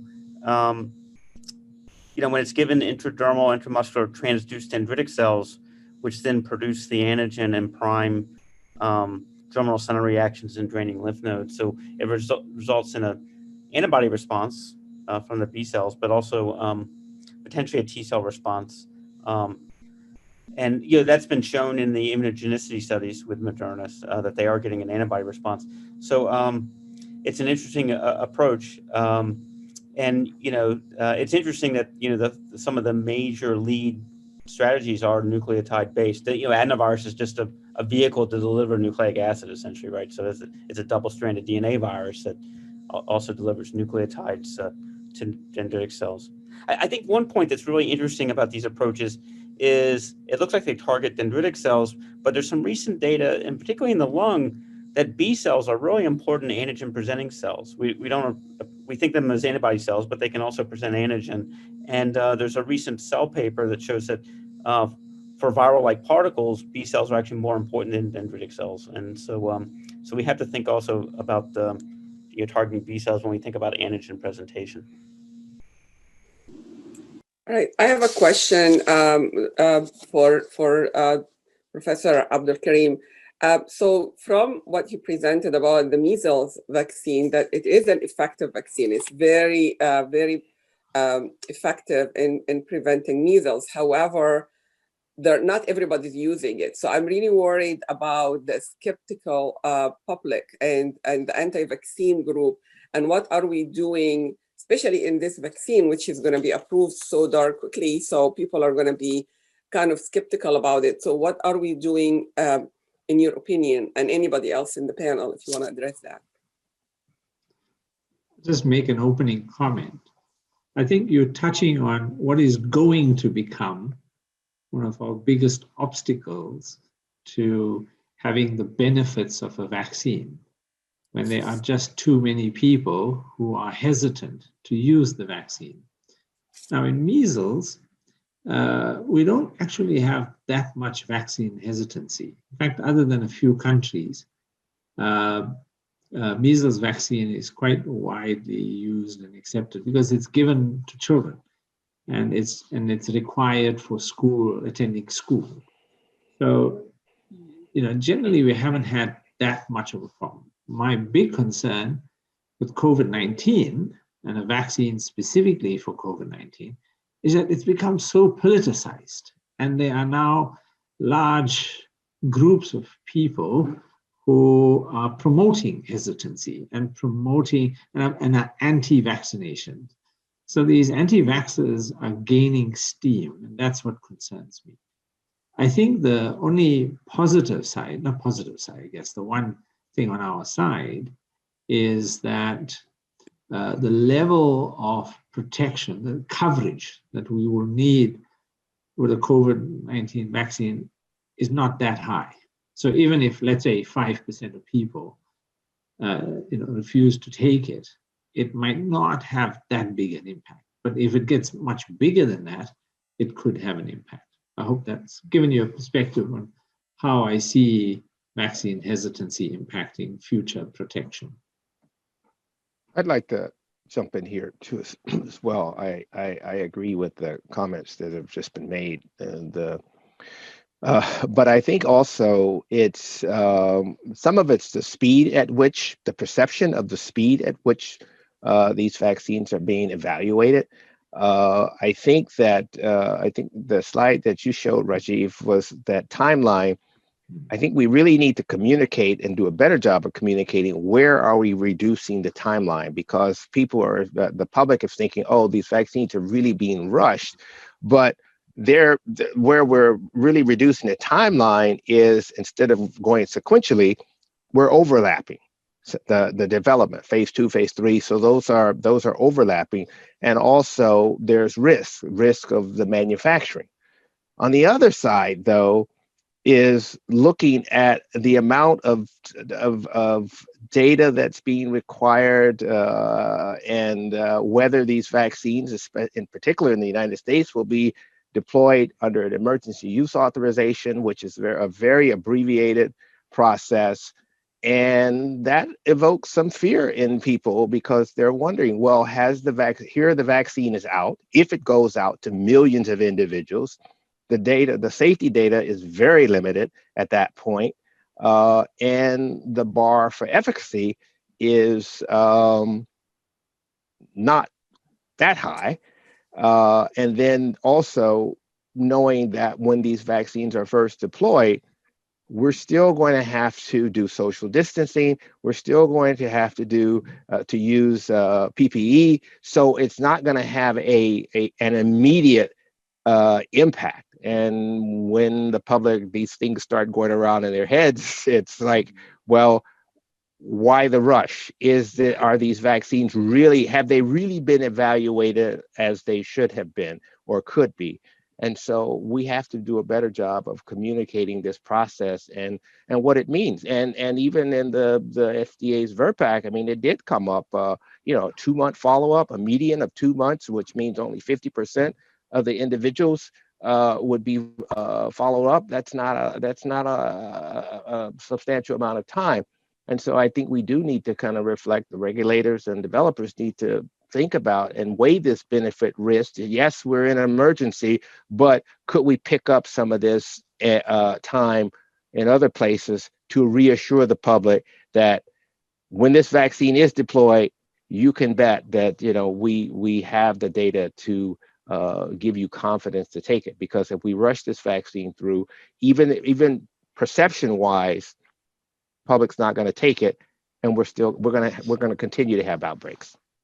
I mean, in the US, we have some. Sorry, Lois had a comment, I believe. Yeah, I'd also like to chime in and build on that comment a little bit earlier. I think it's really important that we recognize that the public wants information and that they want to be recognized. We really do need to listen to their concerns. There's a continuum of people that can go everything from the extreme anti-vaccine to people that just have questions. And we need to open up those conversations, so we're having conversations about what are people's concerns and giving them information and allowing them venues to be able to voice those concerns and receive information.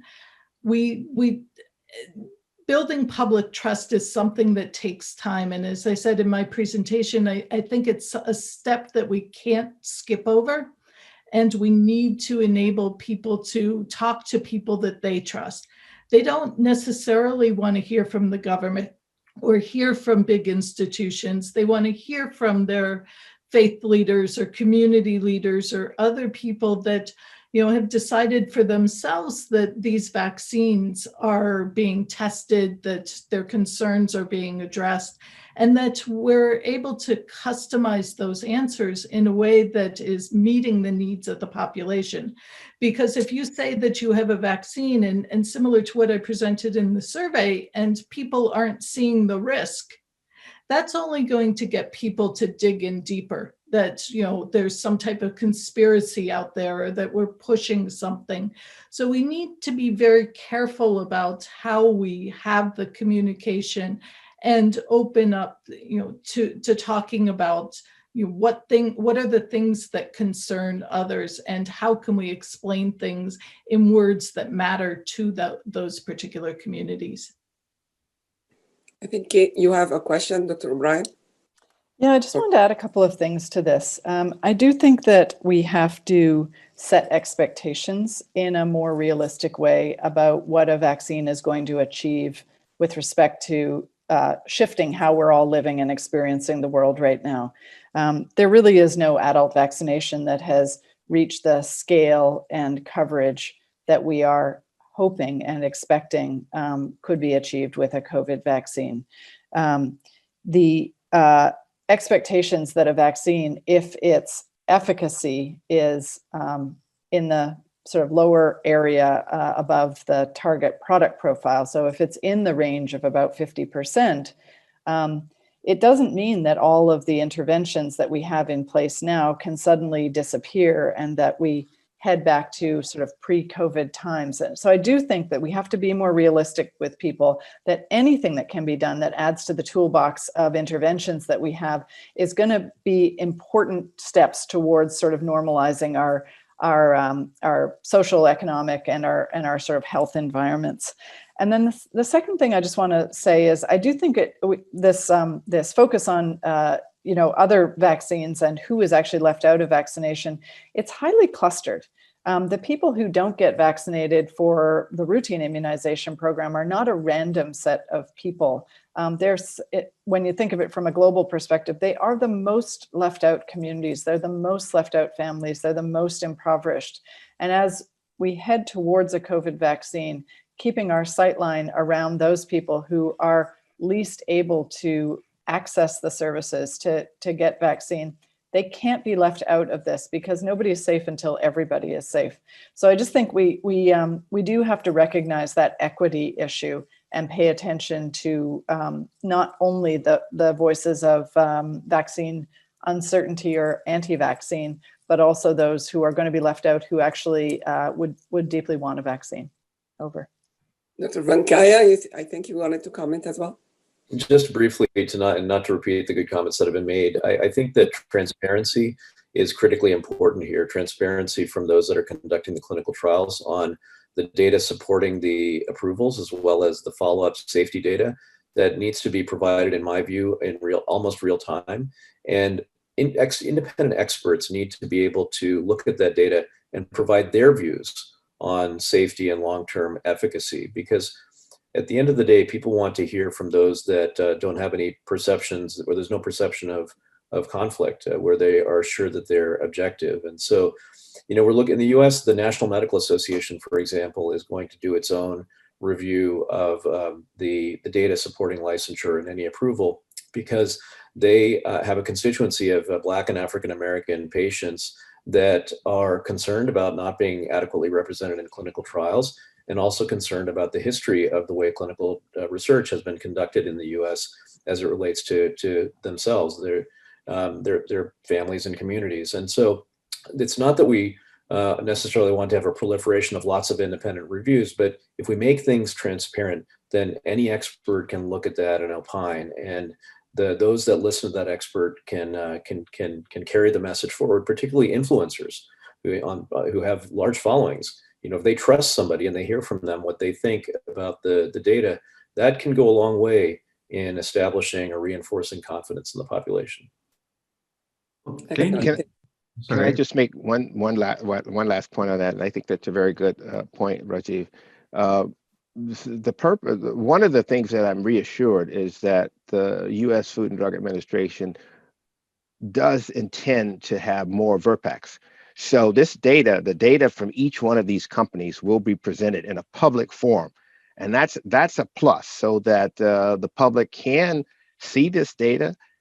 This data will be discussed by external experts. They'll be able to see it. And so that's encouraging, as long as the FDA moves forward with those meetings for each one of these vaccines. And, it's critical to have that discussion in a public forum. I've actually been interested in TB vaccines for some time. And the thing that is really impressive is this level of ambition that's been described today, whether that's shared risk, sort of a sense of community, clinical trial design, financing, and coming together from a regulatory standpoint, which I think is amazing. Is that something you think we can carry forward as we think about HIV, TB, malaria, and other vaccine strategies that I think have the same urgency and yet have never captured the public's imagination in the same way? Maybe I can take that question, and actually I'd like to hear some of our industry partners on the thing. I mean, it just seems to me, I trained during the HIV epidemic, right? So the HIV epidemic told us that CD4 cells are pretty darn important in preventing the lung from getting infected, whether it's TB, whether it's pneumocystis, whether it's streptococcus pneumonia. Yet almost all the vaccines we have only elicit antibody for the most part. So, I don't see why we can't make a concerted effort on inhaled vaccines, needleless inhaled vaccines. We just have to show that they're safe. But I think that's a direction that the field needs to go to tackle these tougher infections. Yeah, I would say that we have a huge opportunity in vaccine development coming out of COVID-19. By this time next year, we'll have tremendous understanding of novel vaccine platforms as well as adjuvant approaches. We will, over time, get more information about mucosal immunity, either that results from IM injected vaccines as well as those that are administered intranasally. So I think that this could set the stage for a renaissance in vaccinology, I would call it, because you'll have a broader array of platforms available. You'll also hopefully have more streamlined ways of product development. I'm not saying that we'll redo COVID-19 timelines again anytime soon before the next pandemic, but there has to be a middle ground between 1.5 years and 10 to 15 years. There have to be opportunities there that we can take advantage of. And the great thing about that is that if you can reduce the amount of time and capital investment and risk in vaccine development, that'll bring in more resources, because investors will say, okay, we can actually justify this investment relative to some others that we might have chosen to make. So I hope that that will then translate to more efforts on more platforms against some of the really hard targets like malaria, HIV, and TB. So let me just add a brief comment, if I might. Yes, please. Just to say, I can't see this clock turning back. I think the changes we are seeing are really going to impact on our regulatory processes and the way in which we do clinical trials across the board. And it's going to go in one of two directions. If it proves that it's highly effective, gives us a safe and effective product quickly, it's going to become the way in which we want to do everything. And even if it's not an urgent crisis, many of the diseases we deal with, as Jay has outlined in HIV, we've been battling to do clinical trials for HIV. They take forever. So I think if it turns out to be a constructive way and a helpful way, it's going to become the standard. Conversely, if it turns out we approve a vaccine, which turns out later to cause all kinds of problems, it might turn the whole clock back and set us back and force us to go back to much more complicated and long-term approaches again, even longer than they were in the past, perhaps. So that's it. We have two paths that lie ahead, and that's why the regulatory processes on the COVID-19 vaccine are going to be so critical. Thank you so much. And I think, Dr. Baylor, you have just a brief last word for us here. Yeah, just a brief comment. I think it's the lesson learned here was also the public financing of this. And if we can see more of that, more of the government putting funds, seed money, if you will, because we got a lot of these companies are small startup companies, mid-sized companies, and they really need that financing to jumpstart these products. And so I think we will see more of that if this goes the right way. Well, thank you so much. And I think really on behalf of myself and Samia and our ATS staff, this has been a phenomenal presentation.